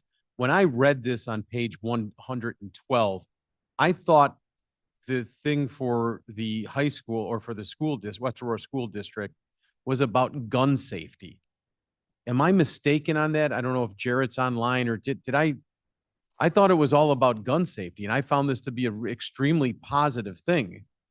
Yet, after listening to a member of the audience, I didn't feel very good about myself. So just wondering if anybody is intimate with this, if they know what that says or what that means. Mr. Sanchez, I'll turn that discussion over to you. Well, this Dr. resolution, Isaacson's here. it's really through the health department's behavioral health initiative that originally came from ARPA money. So I mean, Mr. Isaacson would be the person really to speak Hey, on these Mike's in the programs. room. He's coming to the podium. He is Yeah. coming to the podium. All right, good morning, good afternoon, Michael. Department. Michael, the microphone closer, please. There we go. So for this agreement with West Aurora School District, I'm just pulling up the product description so I have it accurately. This is to support their social workers in working with the students. So in the school district, they indicated that they do have kids who are students who come from a variety of backgrounds where they may be exposed to violence in their homes. So this is to support those students. Implemented structure timeline guidelines. So what they're looking at as measures for this are a decrease in the number of incidents of crime within the district, a reduction of specific disciplinary incidents within the school, and also a decline in the percentage of students who have 5 or more referrals out of classrooms. Data collection and analysis responsibilities are shared with Student Success Administrator, their Restorative Practices Administrator, and their Director of Educational Equity. And the restorative practices, if people are not familiar, that's a technique that has pretty good evidence around the world, where when somebody is involved in a conflict, you bring all the parties who were involved in the conflict together and you talk through what the consequences were. So sometimes they've used it in Northern Ireland and in certain communities in Africa where there's been violence with neighbor against neighbor. So this is something that the school district, we with this grant would be supporting them to be able to do that. Michael, thank you. I'll be supporting this. Thank you very much. Yes, ma'am. Thank you. Thanks for bringing that up, Commissioner Surges. I think that was very important. And as I understood what Ms. Jean shared with us was her personal experience and her concern over what may have happened to her back then. And I think it took tremendous courage to share what she did. And I think her comments arise from concern over children. And while it may not appear that this is directly related, I think what I received from it is that she thinks there may be an opportunity to counsel youth who are going through these issues. That's what I understood. Any other questions? If not, clerk, please call the roll. Madam Chair, I had my hand up real quick. Oh, Mr. Tarver, absolutely. Thank you very much, Madam Chair. And I just want to thank Director Isaacson. That is my role in my school district. I am the restorative practice facilitator, been trained in that, so I fully support the initiative and would provide any support additional that the district might have or need from my end as well. So thank you for bringing this forth to the board. Thank you for those How comments. fabulous is that? Huh? Yeah. So we have several subject experts sitting on this board. All right, let's call the roll. Okay, for 24-169, Allen. Aye. Bates. Yes. Berman. Burn, yes. Doherty. Doherty, aye. Gums. Gums, yes. Iqbal. yes. Juby. Juby, I. Kenyon. Yes. Caius. Yes. Leonard. Leonard, yes. Lewis. Bush, yes. Linder. Linder, yes. Molina. Molina, yes. Roth. Roth, yes. Sanchez. Sanchez, yes. Silva. Yes. Ethman. Yes. Surges. Yes. Tarver. Tarver, yes. Tepe. Tepe, yes. Williams. Williams, yes. Young. Yes. It passes. All right, thank you. May I please have a motion and a second to approve item number 24-170? Bates moves. Ms. Bates?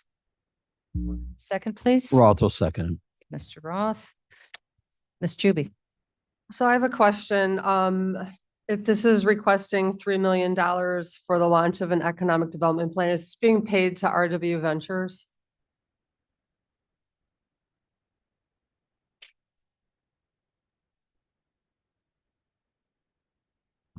Good afternoon, Mark Van Kerkhoff. No, this is basically a budgeting set aside because the organization doesn't exist yet. So once the organization is formed, launched, there would be an additional agreement that would come through this board for disbursement of those funds. So this is like a budget set aside so that the organization knows that they can actually launch, hire staff, begin operations. Okay, so it's not going to a specific organization. Correct. No. It will. But we'll have a chance to vote on it again. Correct. Okay, thank you. Okay, very good. Any other questions? Okay, clerk, please call the roll. Allen. Allen, aye. Bates. Bates, yes. Berman. Berman, yes. Doherty. Doherty, aye. Gums. Gums, yes. Iqbal. Iqbal, yes. Juby. Juby, I. Kenyon. Yes. Caius. Yes. Leonard. Leonard, yes. Lewis. Bush, yes. Linder. Linder, yes. Molina. Molina, yes. Roth. Roth, yes. Sanchez.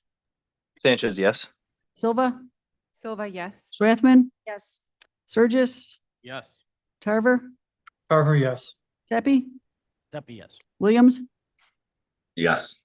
Young. Yes. It passes. Very good. Righty. Could I please have a motion and a second to discuss and possibly approve item number 24-183? Bates moves. Berman, second. Thank you both. Mr. Iqbal? Yeah, Madam Chair, this is, I brought it up because a member of the audience spoke against, this, electric vehicles and so forth. And what this chapter is simply a verbatim copy of the state statute. And since state statute made modification, we are changing our code accordingly. We don't have any much choice in it. Substantially, the statutes had gone better. Yes. The requirement used to be more stringent and they are less now. I support it. Okay, thank you. Yes, Mr. Surges? Mr. Leonard? Mr. Iqbal, Dr. Iqbal, thank you for the explanation. Is this truly, I have 2 points. Is this truly just a housekeeping issue and we just need to do this? And my second thing is page 262 mentions that future building needs to be 100% EV capable. I don't know what that means. Does that mean you just have a parking spot, or does that mean you have everybody who builds something has to have a charger? What does EV? Why don't we bring up staff and Ms. Walnut can Yeah. speak to this. There's a definition of EV capable in the ordinance. It's a dedicated parking space which is provided with an electrical panel capacity and space to support a 40 amp 208 240 volt branch circuit for each EV parking station. So it's not the full facility. You're providing the electrical to that area so it can very easily be added in the future. Does that help clarify? It's basically you're providing the electric wiring to provide for the Yeah, future. Jody, I just, when I, if I may, when I read this, just the language almost is indicating if you don't have every one of your parking spots committed to an EV vehicle with a plug, you're not getting a building permit. I personally have an issue with that. I mean, we can't mandate every single thing. Yeah, the But you're idea is- suggesting that that's not the case. That is correct. It's a It's just prerequisite. paving your parking lot is going to be very expensive and difficult in the future to extend that service. And so it's basically providing the conduit and the wire to provide for those services in the future. Okay, thank you. Yes, it's, build the bathroom as you're building your building, not add it on, especially in the basement. Yes, Mr. Leonard. Thank you, Madam Chair. I understand what Dr. Iqbal said. We don't really have much say in this. We're just following state statute. However, I am going to be voting against this because in principle, I have a problem with it in the fact that I never like government mandating private sector to assist in technology. And in this case, anyone that is refurbishing or rehabbing a structure, building a new structure, they have to put the conduit in. There's an expense involved in that. And, I'm not 100% sold that the EV climate is successful yet. I believe in it long-term, but I think it's far away from being 50% of our vehicles as was originally mandated by the federal government. And that was now changed to 67% to 50%. The other thing I noticed is in Germany, I read in the Wall Street Journal this weekend, they have eliminated all EV incentives because it was hampering their economic outlook, and inflation was not being controlled by it. So in principle, I'm voting against it, but I understand it's something we don't have any right to say anything on. Mr. Williams, I see your hand up. Sorry. Yeah, I echo what Mr. Leonard said. This came out of development committee. We actually sent it back to staff to clean up the language a little bit because it was so confusing, but it is something that seems onerous when you read it and very confusing, but we are mandated to do it. Okay. Yeah. All right. Okay, thank you.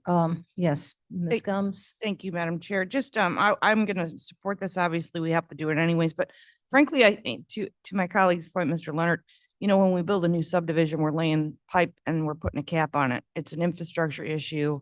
I think it's good forecasting. I think that's really what it's all about. So maybe we use it, maybe we don't, but it's a lot cheaper than doing it after the fact. So.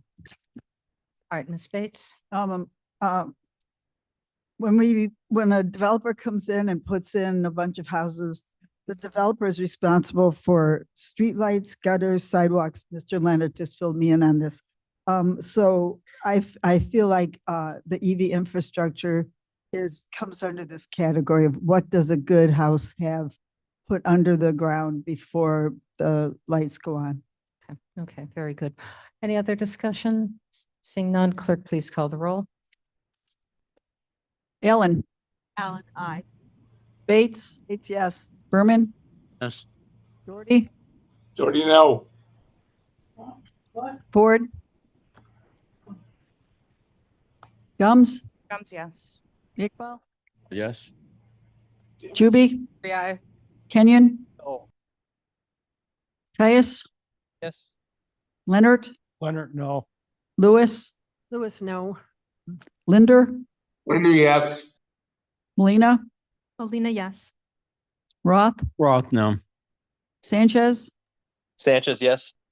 Silva, Silva, yes. Strathman, Yes. Surges, No. Tarver, Tarver, yes. Tepe, Tepe, yes. Williams, Williams, no. Young. No. Hold on. 9. 9.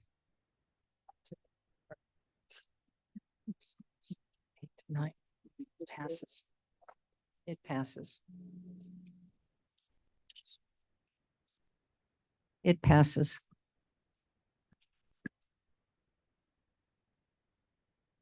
Motion and a second, please, to discuss possibly pass 14-9, I'm item sorry. number 24-186. Gums will move. Thank you, ma'am. Second, Molina will second. thank you. This is This simply, is for me to abstain. all righty, so why don't we take the vote? Abstain. Mr. Berman. Abstain. We're gonna do roll call. We're Before calling dash the what? roll. 24-186. 186. Okay, thanks. Okay, sorry. Yep. Ellen? Alan, I. Okay. Bates, Bates, yes. Berman, Abstain. okay. Doherty, Doherty, yes. Ford, Gums, Gums, yes. Iqbal, Iqbal, yes. Juby, Juby, Kenyon, Yes. Caius, Yes. Leonard, Leonard, yes. Lewis, yes. Linder, Linder, yes. Molina, Molina, yes. Roth, Roth, yes. Sanchez, Sanchez, yes. Silva, Silva, yes. Schwathman, Yes. Surges, Yes. Tarver, Tarver, yes. Tepe, Tepe, yes. Williams, Williams, yes. Young. Oh, He's Mr. gone. Young, Mr. Young is He gone. left. Thank you. Passes. Okay, passes. May I have a motion and a second to discuss and possibly approve item number 24-194? Surges. Thank you, sir. Second, Gums will second. Mr. Iqbal. Madam Chair, I pulled it out. This comes from the finance department. I talked to the director. This is about paragraph 2 of this ordinance. And I had a question on paragraph 1. So I spoke with the state attorney and Kathleen, and the consensus is that we will go with paragraph 2 at this time and come back to paragraph 1 on the second day and amend it. Is that correct? I spoke with Mr. Ford and hopefully with you indirectly.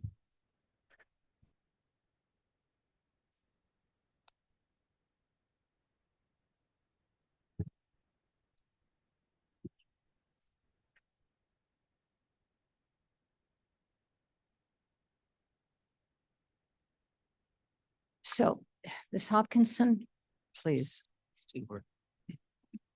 Yes, as Mr. Iqbal said, this resolution was just to amend paragraph 2 of our King County financial policies, departmental purchasing policies.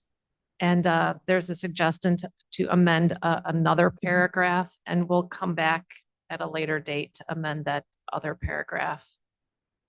Is the correction?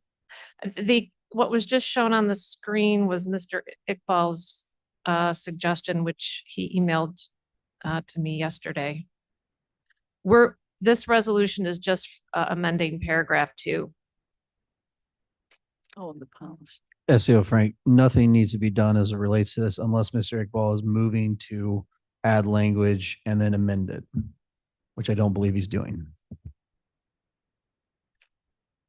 Do that, and we could vote this right now and be done with this and not go back to a committee. Well, they don't want to do it. They will. Madam Chair, Gums. Yes. Thank you very much. I actually have a separate issue, so maybe we can have a bigger topic with this, but the only question I have is it seems to me that there's no caveat in here for an expenditure for a purchase order over $10,000 should that occur on a weekend. So I can't identify where that's addressed. And maybe you could speak to that. So if we have an expenditure, say at the sheriff's department on a major issue that's over $10,000, how do we resolve that purchase order issue if it's not included in this? Because that's a huge, it could potentially be a huge misstep. And I think maybe looking at that a little bit more. Well, the procurement ordinance has a separate section just for emergency purchases. There's a whole process just for emergency purchases. So what you're saying here is that this will not affect that ability in any way. No. No, not at all. All right, very good. We've got flexibility for emergencies. Emergencies, yes, it's been set for a long time. I don't know the date, but it's more or less institutionalized for this incident to happen. So are we moving forward with these accepted changes to the policy and just move forward on the vote, or do we have to vote on this amendment? It's not an amendment. Not an amendment. Or not yet. So we can just go ahead with the vote. Vote, yeah. Okay, all right. Clerk, please call the roll. Okay. Allen, Allen, aye. Bates, Yes. Berman, Berman, yes. Doherty, Doherty, aye. Ford, Gums, Comes no. Iqbal, Iqbal, yes. Juby, Juby, aye. Kenyon, Yes. Yes, Caius, yes. Leonard, Leonard, yes. Lewis, Lewis, yes. Linder, Linder, yes. Molina, Molina, yes. Roth, Roth, yes. Sanchez, Sanchez, yes. Silva, Silva, yes. Bethman, Yes. Surges. Yeah. Tarver, Tarver, yes. Tepe, Tepe, yes. Williams. Yes. Okay, passes. Okay, very good. Motion and a second, please, to discuss and possibly approve item number 24196. Juby moves. Thank you, Ms. Juby. Let Surges take the second. Mr. Iqbal. Madam Chair, this pertains to an ordinance. I think if you put it on the, I have, okay, here it is. This pertains to paid time out when one person has more and the other person needs it. So one employee can donate his time to another employee. And this is permissible under IRS, but there are consequences. And the way this has been written, it needs more clarity. I have spoken with Chairman Cliff and also ASA, and my suggestion is to send it back to the state attorney's office for more work. If you want to go over step by step, I'll go what my concerns are, but to save the time, it should go back to the state attorney. I will leave that to Mr. Surges.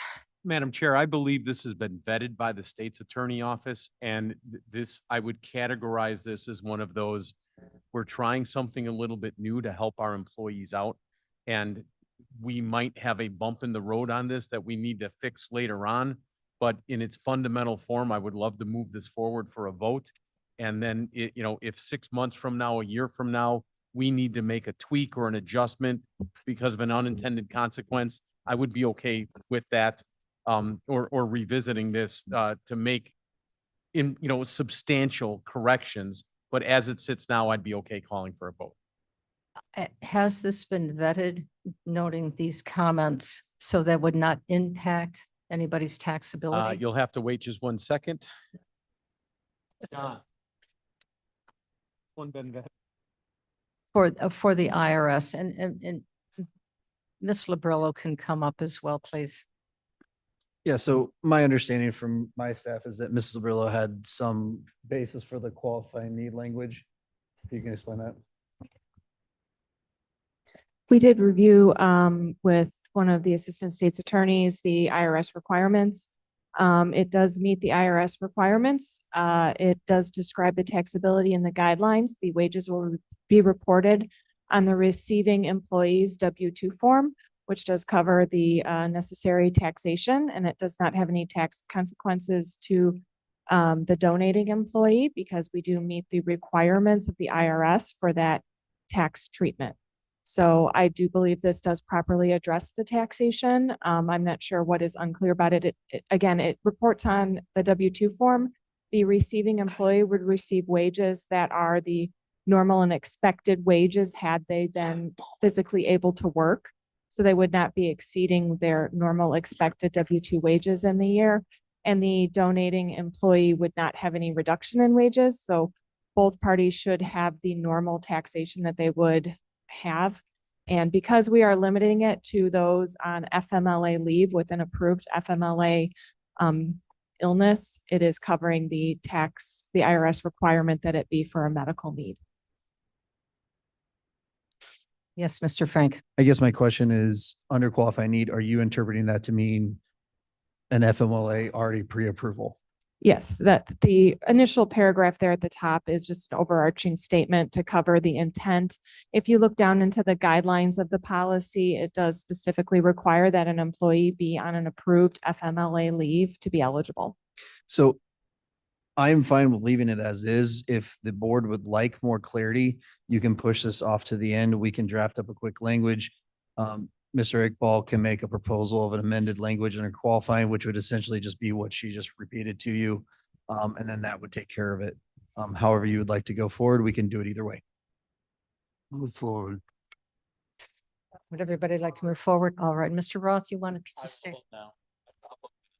Yes, okay. Well, all right. Let's take the roll call, please. All right, Ellen, Ellen, I. Bates, Yes. Berman, Berman, yes. Doherty, Doherty, yes. Ford, Gums, Yes. Iqbal, Iqbal, no. Juby, I. Kenyon, Yes. Caius, Yes, yes. Leonard, Leonard, yes. Lewis, Linder, Linder, yes. Molina, Molina, yes. Roth already voted aye. Sanchez, Sanchez, yes. Silva, Silva, yes. Strathman, Surges, Surges, yes. Tarver, Tarver, yes. Tepe, Deppie, yes. Williams. Williams, yes. That passes. Okay, Madam Chair, if I can. Yes. What an incredibly compassionate thing this board just did right now. I love it. This is exceptional. Very nice. Helping. May I please have a motion and a second to discuss and possibly approve item number 24197? Berman moved. Gumsel, Sir. second. Second.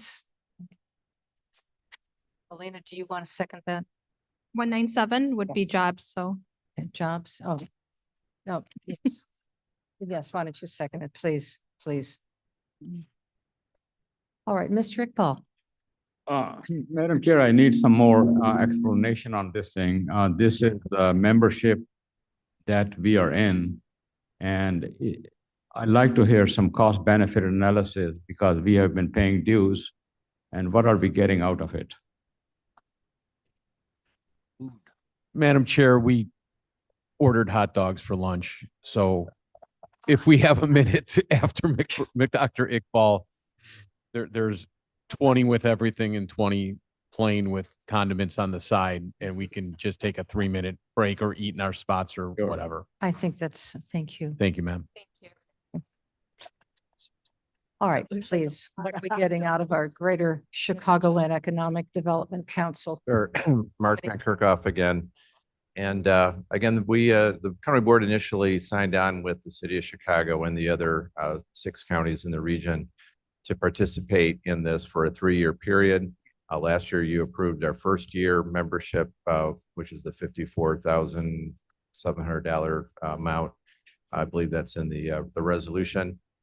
So this resolution is approving our membership dues for the 2nd year. It should be in your packet, but included is the year-end report for the first year overall for GSEP. Specifically for Kane County, we were forwarded and participated in 15 different leads for site selections. Probably one of the most significant things that helped in terms of our access to their database when Madam Chairman was going downstate to lobby for more money to remove the toll, which we just celebrated. That data was not data that we had on our own, but through this, our membership, we were able to quickly get economic and small business data for the 4-county area radius affected by the bridge. So that was another big perk for us as well. Happy to answer any more questions on that, but specifically since our dues or membership amount is a pro rata based on population, we perhaps arguably get one of the best bangs for our bucks out of this membership because of our relative contribution. So. Thank you. Thank you, Mr. Leonard. Thank you, Madam Chair. Mark, of those 15 referrals that we received, how many decided to move to Kane County and open up a business? So we have a couple that are in process that I can't announce publicly at this point. So yes. So yes. But these are correct. Yeah, 2 that are very, very close. This, as you are aware, sometimes when businesses are negotiating property purchase, et cetera, it's quietly done. It cannot be publicly I didn't want announced. names, I just want. Yes. Yeah. Didn't we receive grant money that we actually used to pay for this? No, this is being paid for out of our Economic Development Fund 400, which is riverboat funds. Any other questions on this? Okay, none. Clerk, please call the roll. Allen, Allen, aye. Bates, Bates, yes. Berman, Berman, yes. Doherty, Doherty, aye. Ford, Ford, yes. Gums, Gums, yes. Iqbal, Iqbal, yes. Juby, Juby, aye. Kenyon, Yes.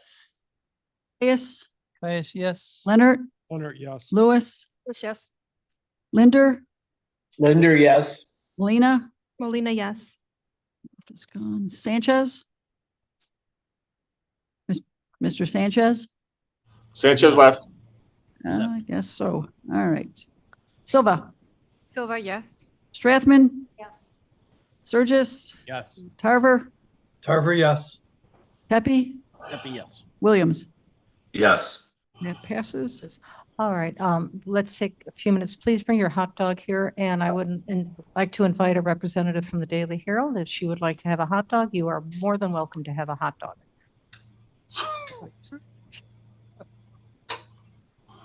So let's eat. Please come right back, though. Bring your hot dog with.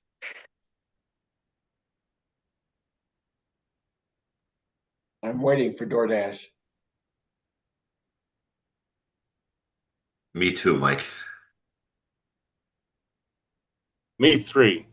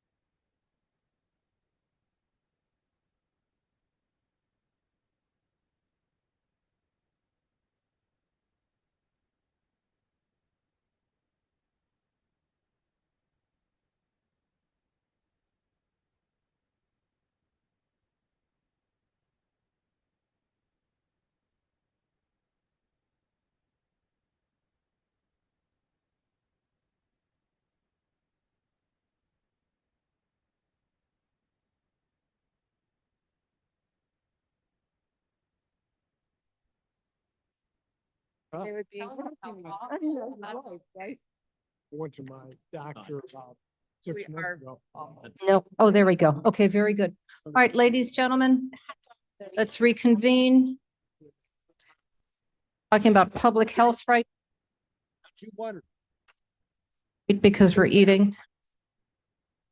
All right, may I have a motion and a second to approve item number 24-200?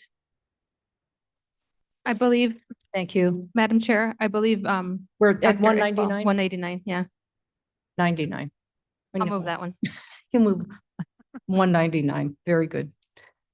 Thank you, Ms. Molina. Second for 199. Leonard. Thank you, Mr. Leonard. Oh my gosh, yes. Okay, Mr. Iqbal.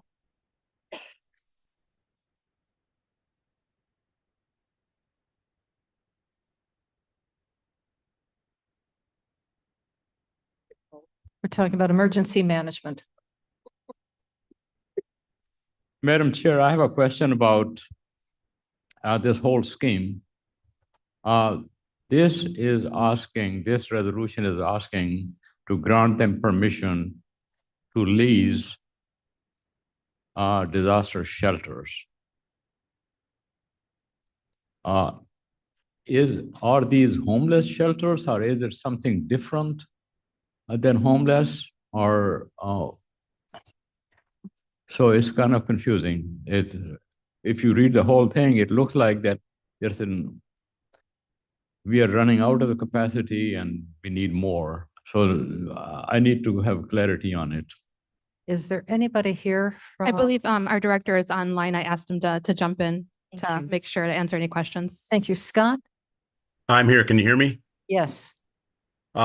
No, this is for emergency or disaster, such as after an apartment building fire or a tornado or things like that. We have dozens of buildings in the county where the owners have expressed a willingness to help out if they could. A lot of them are churches where they have a basement and we can put up cots, as we did in March for a fire that happened in Elgin. The problem is we don't have any MOUs on file with them. So this is just some boilerplate language that has been reviewed by the state's attorney to set this up in advance. None of this is leasing. There's no money changing hands. This is just setting up some of the parameters that if there's a disaster, we could go to one of these locations and ask them if they're okay with us bringing some cots in to support people for a temporary period. It's nothing that's happening right now, but it's to prepare for future emergencies and disasters. Okay, that's all I had.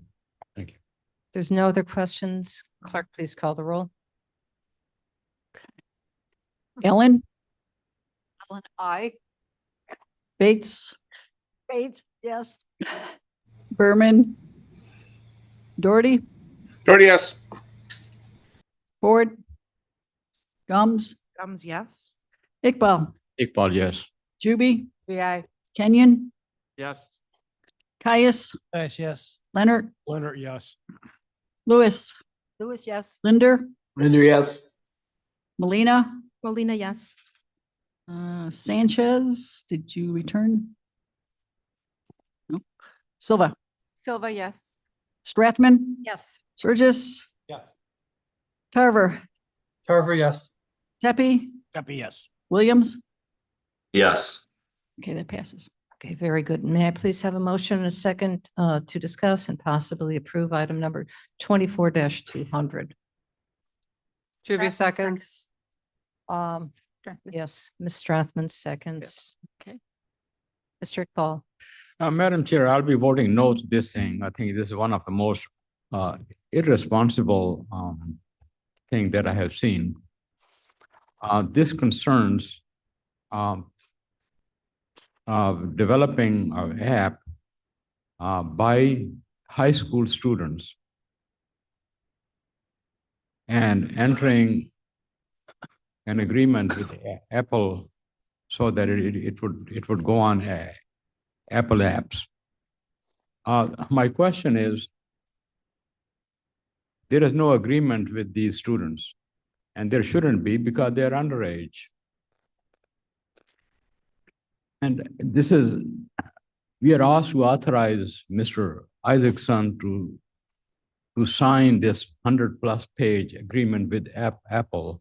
And Apple is very clear in their contract. It says, where is your copyright? You have a copyright to it. We don't have copyright. We don't have any agreement with anybody. So why are we doing this? I'd like to bring Mr. Isaacson up to explain this.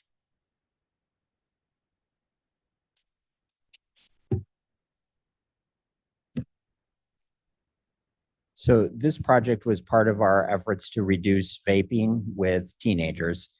So we work with a lot of high schools to provide education. In some of the work that we were doing with the Illinois Math and Science Academy, there were some students who stepped forward and volunteered their time and expertise and said, to help with education, we would be willing and actually would enjoy the experience, like being a volunteer or an intern. Only these are really gifted high school students.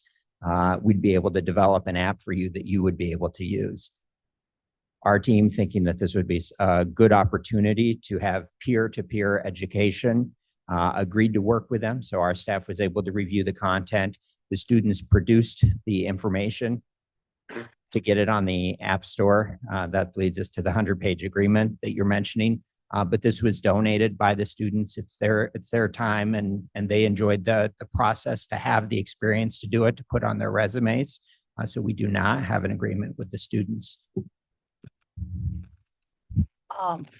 Yes, perhaps, Ms. Juby. I just want to congratulate the brilliant Illinois students who happen to reside in Aurora, Illinois, in Kane County, for coming up with this really on point app to help their fellow high schoolers. So kudos, and I am super excited to vote yes for it. I believe we have conversation with legal is happening right now. We have a little sidebar going on. Is there any other comments, or are you ready, Mr. Frank? Not quite yet. They want to volunteer. Z-Rate code? Volunteers. What do they make? A lot. She married a guy from Memphis, so it all worked out for the best. Yeah. Oh, they're on their half day or whatever. I think they did most of it on their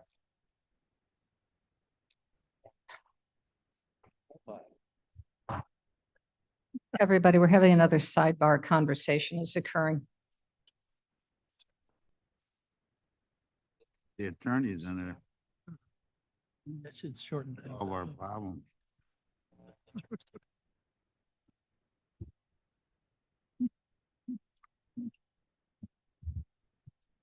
Or make them one of them. Yes, sir. Mr. Frank, I think you have In something talking to say. with Mr. Isaacson as well as staff for my office or Ms. Mosser's office, we would request at this point that it get pushed back for a month to give us time to deal with making sure that we don't have any copyright or trademark or any kind of infringement issues. All right, so that is a Can we suggestion. Move to postpone. Caius would move postpone this till the next board meeting? Yep. refer back to committee. Does it need to go to health? Either way is fine. Either way, it'll work its way back up to next month. We just need a little bit of time to be able to figure out the logistics of that. Should we put it directly back into next board meeting? Show one at the end of the month. I wouldn't do 14 days. It's going to take a little bit longer, but if 30 days is perfectly fine. So the next month, next regular board meeting is fine. Caius would move to postpone till the next regular meeting of the June 11th. Okay, do I have a second on that? Second. Okay, and I believe we need to take a vote to postpone until the June board meeting. Okay, Ellen. This is to push Voice vote. push it off. To avoid, all in favor of moving it to June? Aye. Okay, thank you. Any opposed? None, okay. Oh, where is that? Pretty rare. All right, may I have a motion, a second, to approve item number 24, to approve or possibly discuss both, vice versa. Item number 204. Leonard will move. Thank you. Neil, Second. second. And I don't think we need to discuss because it's just Mr. Williams abstaining. So clerk, please call the roll. Ellen, Ellen, I. Bates, Bates, yes. Berman, Yes. Doherty, Doherty, aye. Ford, Gums, Gums, yes. Iqbal, Juby, Aye. Kenyon, Caius, Guys, yes. Leonard, Leonard, yes. Lewis, Lewis, yes. Linder, Linder, yes. Molina, Molina, yes. Roth. Oh, I'm sorry. He's gone. He's gone. Yep, yep. Silva, Silva, yes. Strathman, Yes. Surges, Yes. Tarver, Tarver, yes. Tepe, Deputy, yes. Williams. Stay. We abstain. Thank you. Okay, very good.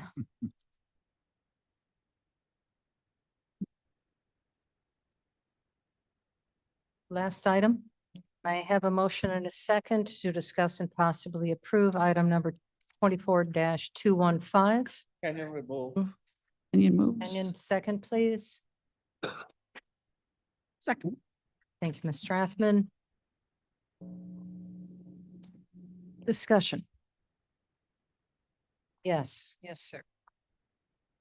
Mr. Surges. I actually wrote my comments out on this, Madam Chair, because I want to be very specific that my comments are very generic and addressed. Cliff, I to- can't hear you. Can you hear me now? Yes. My comments are very generic and addressed to my colleagues, not any specific employee that's here with the county. But we have openly identified that our budget is largely driven by being 70% salaries.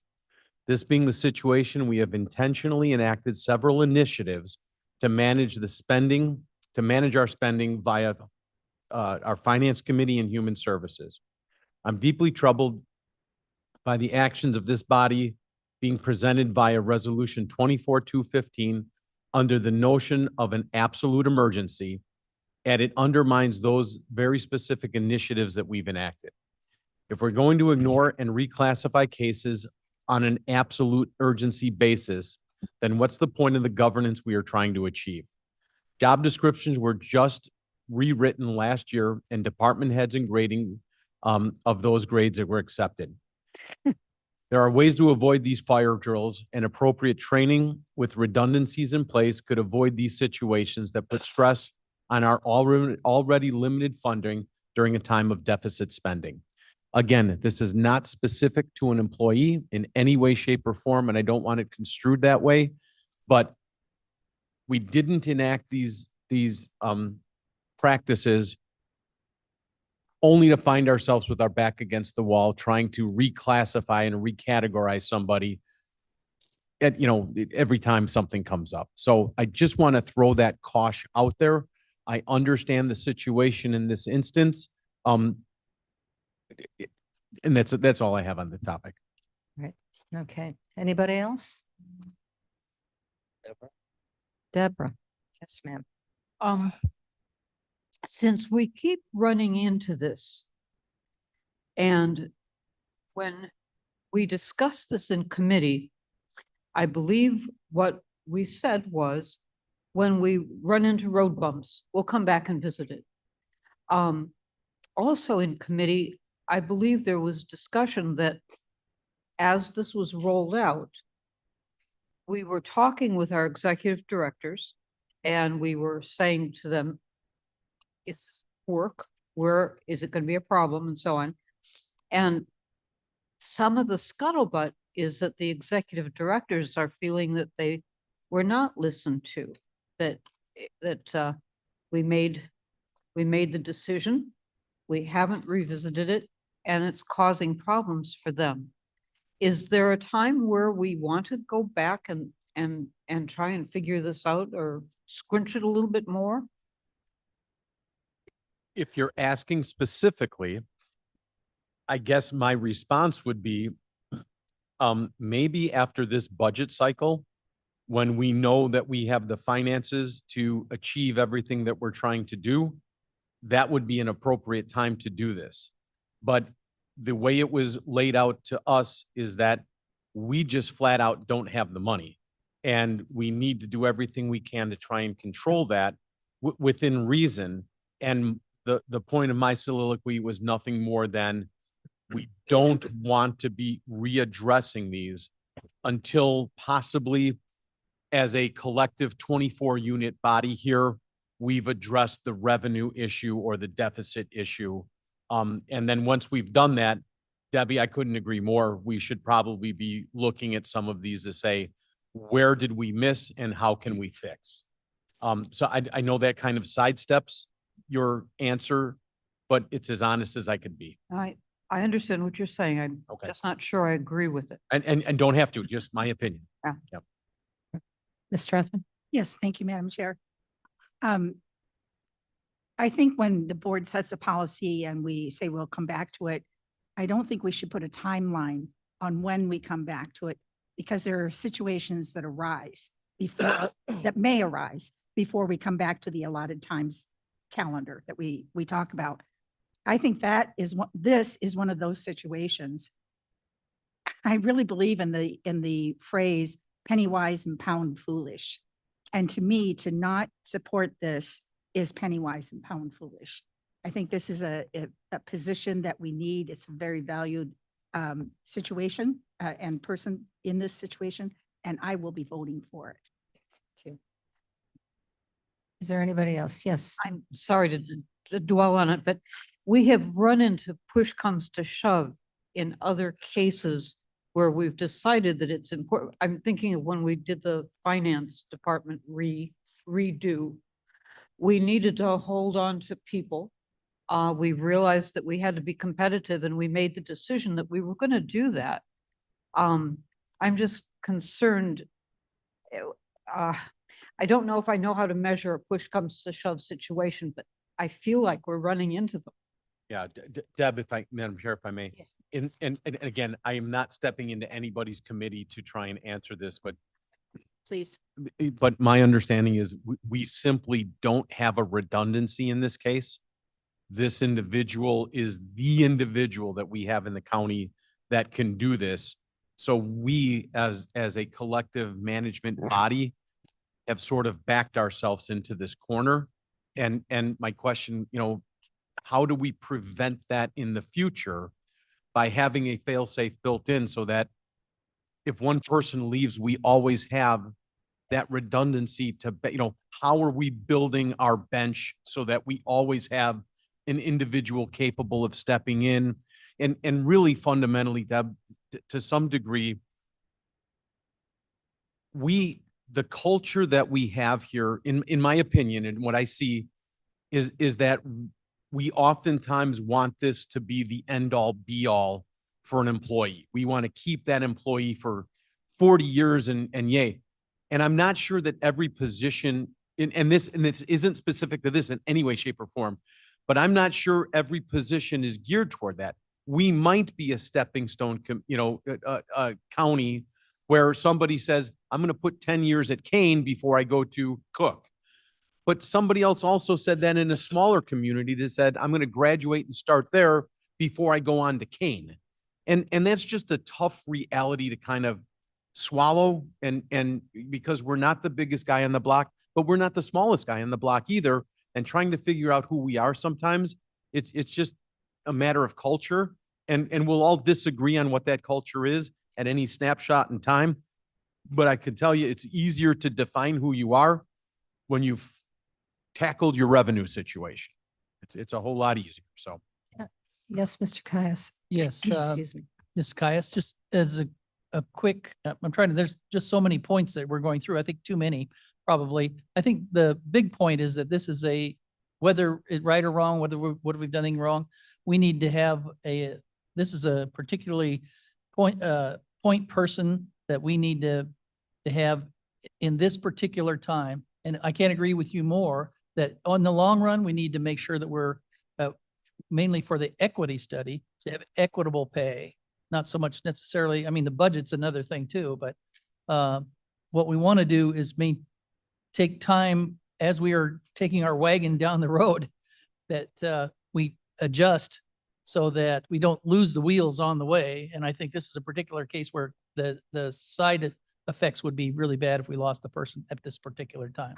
So agree with you more. Let's fix it as we go. And we talked about that a year ago when we put this into effect. There'll be bumps. Let's take And them this as is a we bump. go. No, Keep them as small as we can and keep going. Before we take the vote, I would just like to concur that we develop a bench so that when people are, for whatever reason, either retiring, moving on to another opportunity, leaving the state for whatever reason, that there are trained people behind them on all cases, so that we can move forward with confidence, that we don't lose one person and we have to do a 2-step, 3-step, whatever it may be, to find that we need other people who are trained, and I mean, really effectively trained to pick up that position and to keep it running. So we need our, on all courses, we need backup quarterbacks. All line. Yes, sir. Thank you, Madam Chair. You know, I agree with Mr. Surges. I'm really kind of conflicted on which way to vote on this, but I did notice that this is a budgeted item. So they're not asking for more money. They're using their own budget. The thing I didn't like about it was the range went from roughly 35.5 to 52 to 52 to 79. So in the median that they're talking about would be about a 35 to 40% increase in that particular job, which I think is substantial. So I'm kind of up in the air on it, but I just wanted to make those 2 points. All right, thank you. Yes, ma'am. I read that it was also budgeted, and that got me a little confused because exactly like he was saying, the salary ranges have gone up a lot. So how did we budget for this higher salary? I just was a little confused on the whole thing. Perhaps Roger could answer that question. It is the budgeting of this particular. This is Roger Fonstock with IT and Building Management. In the process of budgeting for positions, we budget for approximately 80 positions between IT and Building Management, and then additional positions for some other responsibilities. Within Building Management, we had taken on the process of hiring a lot of additional staff for cleaning and other services this year. That process takes time. So during that time, you don't know exactly when you're going to onboard someone. So you're budgeting for a position that may be onboarded 90 days into the year, you know, somewhere in that range, 90 to 180 days into the year. The balance of that money is available to pay. We do have to budget for the full amount of the position in 2025. And we do have the, you know, regular vacancies and changes that we have. One of the challenges that we have right now is that the balance of funds that you have from vacancies or other things cannot be rearranged or reused outside of the constraints of the 5% for a promotion, or you know, the limits of the policy, if you will. So when you have a person who is essentially at the top of a range, and you're trying to change their compensation, you have to change the grade or the range. This grade and range was changed to be comparable to a similar management position that we have in the same building management department. So it's very comparable to what we have for the janitorial services manager. When we were classifying these positions during last year, we were asked about whether or not the titles fit and the grades fit, and we were going with the mailroom supervisor. Now we want to change it to a mailroom manager. There's some additional responsibilities that we're defining in the job description, but we think that that's a better and more reflective of the responsibilities that this person has. And also, you know, the salary range puts them in a position where they're not topped out in the range, and there's no place for them to progress other than like a inflationary index or something like that, or a CPI. Yes, Ms. Bates. Thank you, Mr. Fosstock. I think when we look at these ranges, I imagine that this very valuable employee is somewhat high in this $35,000 to $53,000 range. And I imagine that with his bump, he will probably be going into a lower part of the range from 52 to 79. So we're not giving somebody a raise from 35,000 to 79,000. It'll be from 50-ish to 60-ish or something like that. So it's not giving him a double bump. It's just an increase, a great increase. I don't know if you can tell I us, what can't can do you that. tell us what he's making now? Sure. Madam Chair, I It's, would suggest we Yeah. not go deeper. yeah, into we this. could. Okay, that's fine. Yes. I think. Whatever's good. All right. I think all of the questions have been answered. Is that correct? Clerk, please call the roll. Allen, Allen, I. Bates, Yes, Berman, Herman, yes. Doherty, Doherty, aye. Ford, Gums, Gums, yes. Iqbal, Juby, To be I. Kenyon, Yes. Caius, Yes. Leonard, Leonard, yes. Lewis, Linder, Yes. thank you. Melina, Molina, yes. Silva, Silva, yes. Strathman, Yes. Sturgis, Sacrificial, no. oh, Tarver. Okay, we'll Tarver, yes. sacrifice you. Hold on, Mr. Tarver. Mr. Tarver, what's your vote? Yes. Thank you. Tepe, Tepe, yes. Williams, Yes. Passes. Okay, very good. All right, that concludes our Point of order, resolutions. sorry, Yes, sir. Doherty. Yes, sir. How did Ford and Kenyon vote? I voted yes. I'm sorry. Vote, Mr. Ford. Yes. I'm sorry, I voted yes. Okay, thank you. Sure. Is there any new business? Oh, pray, let's have some new business. We go till 3. Since I'm hearing no new business and a little bit of sarcasm by Mr. Kenyon, he can, You have one question. oh, yes, yes, sir. And this is for State's Attorney. There was an email, something going out about a solar field and emails and FOIAs.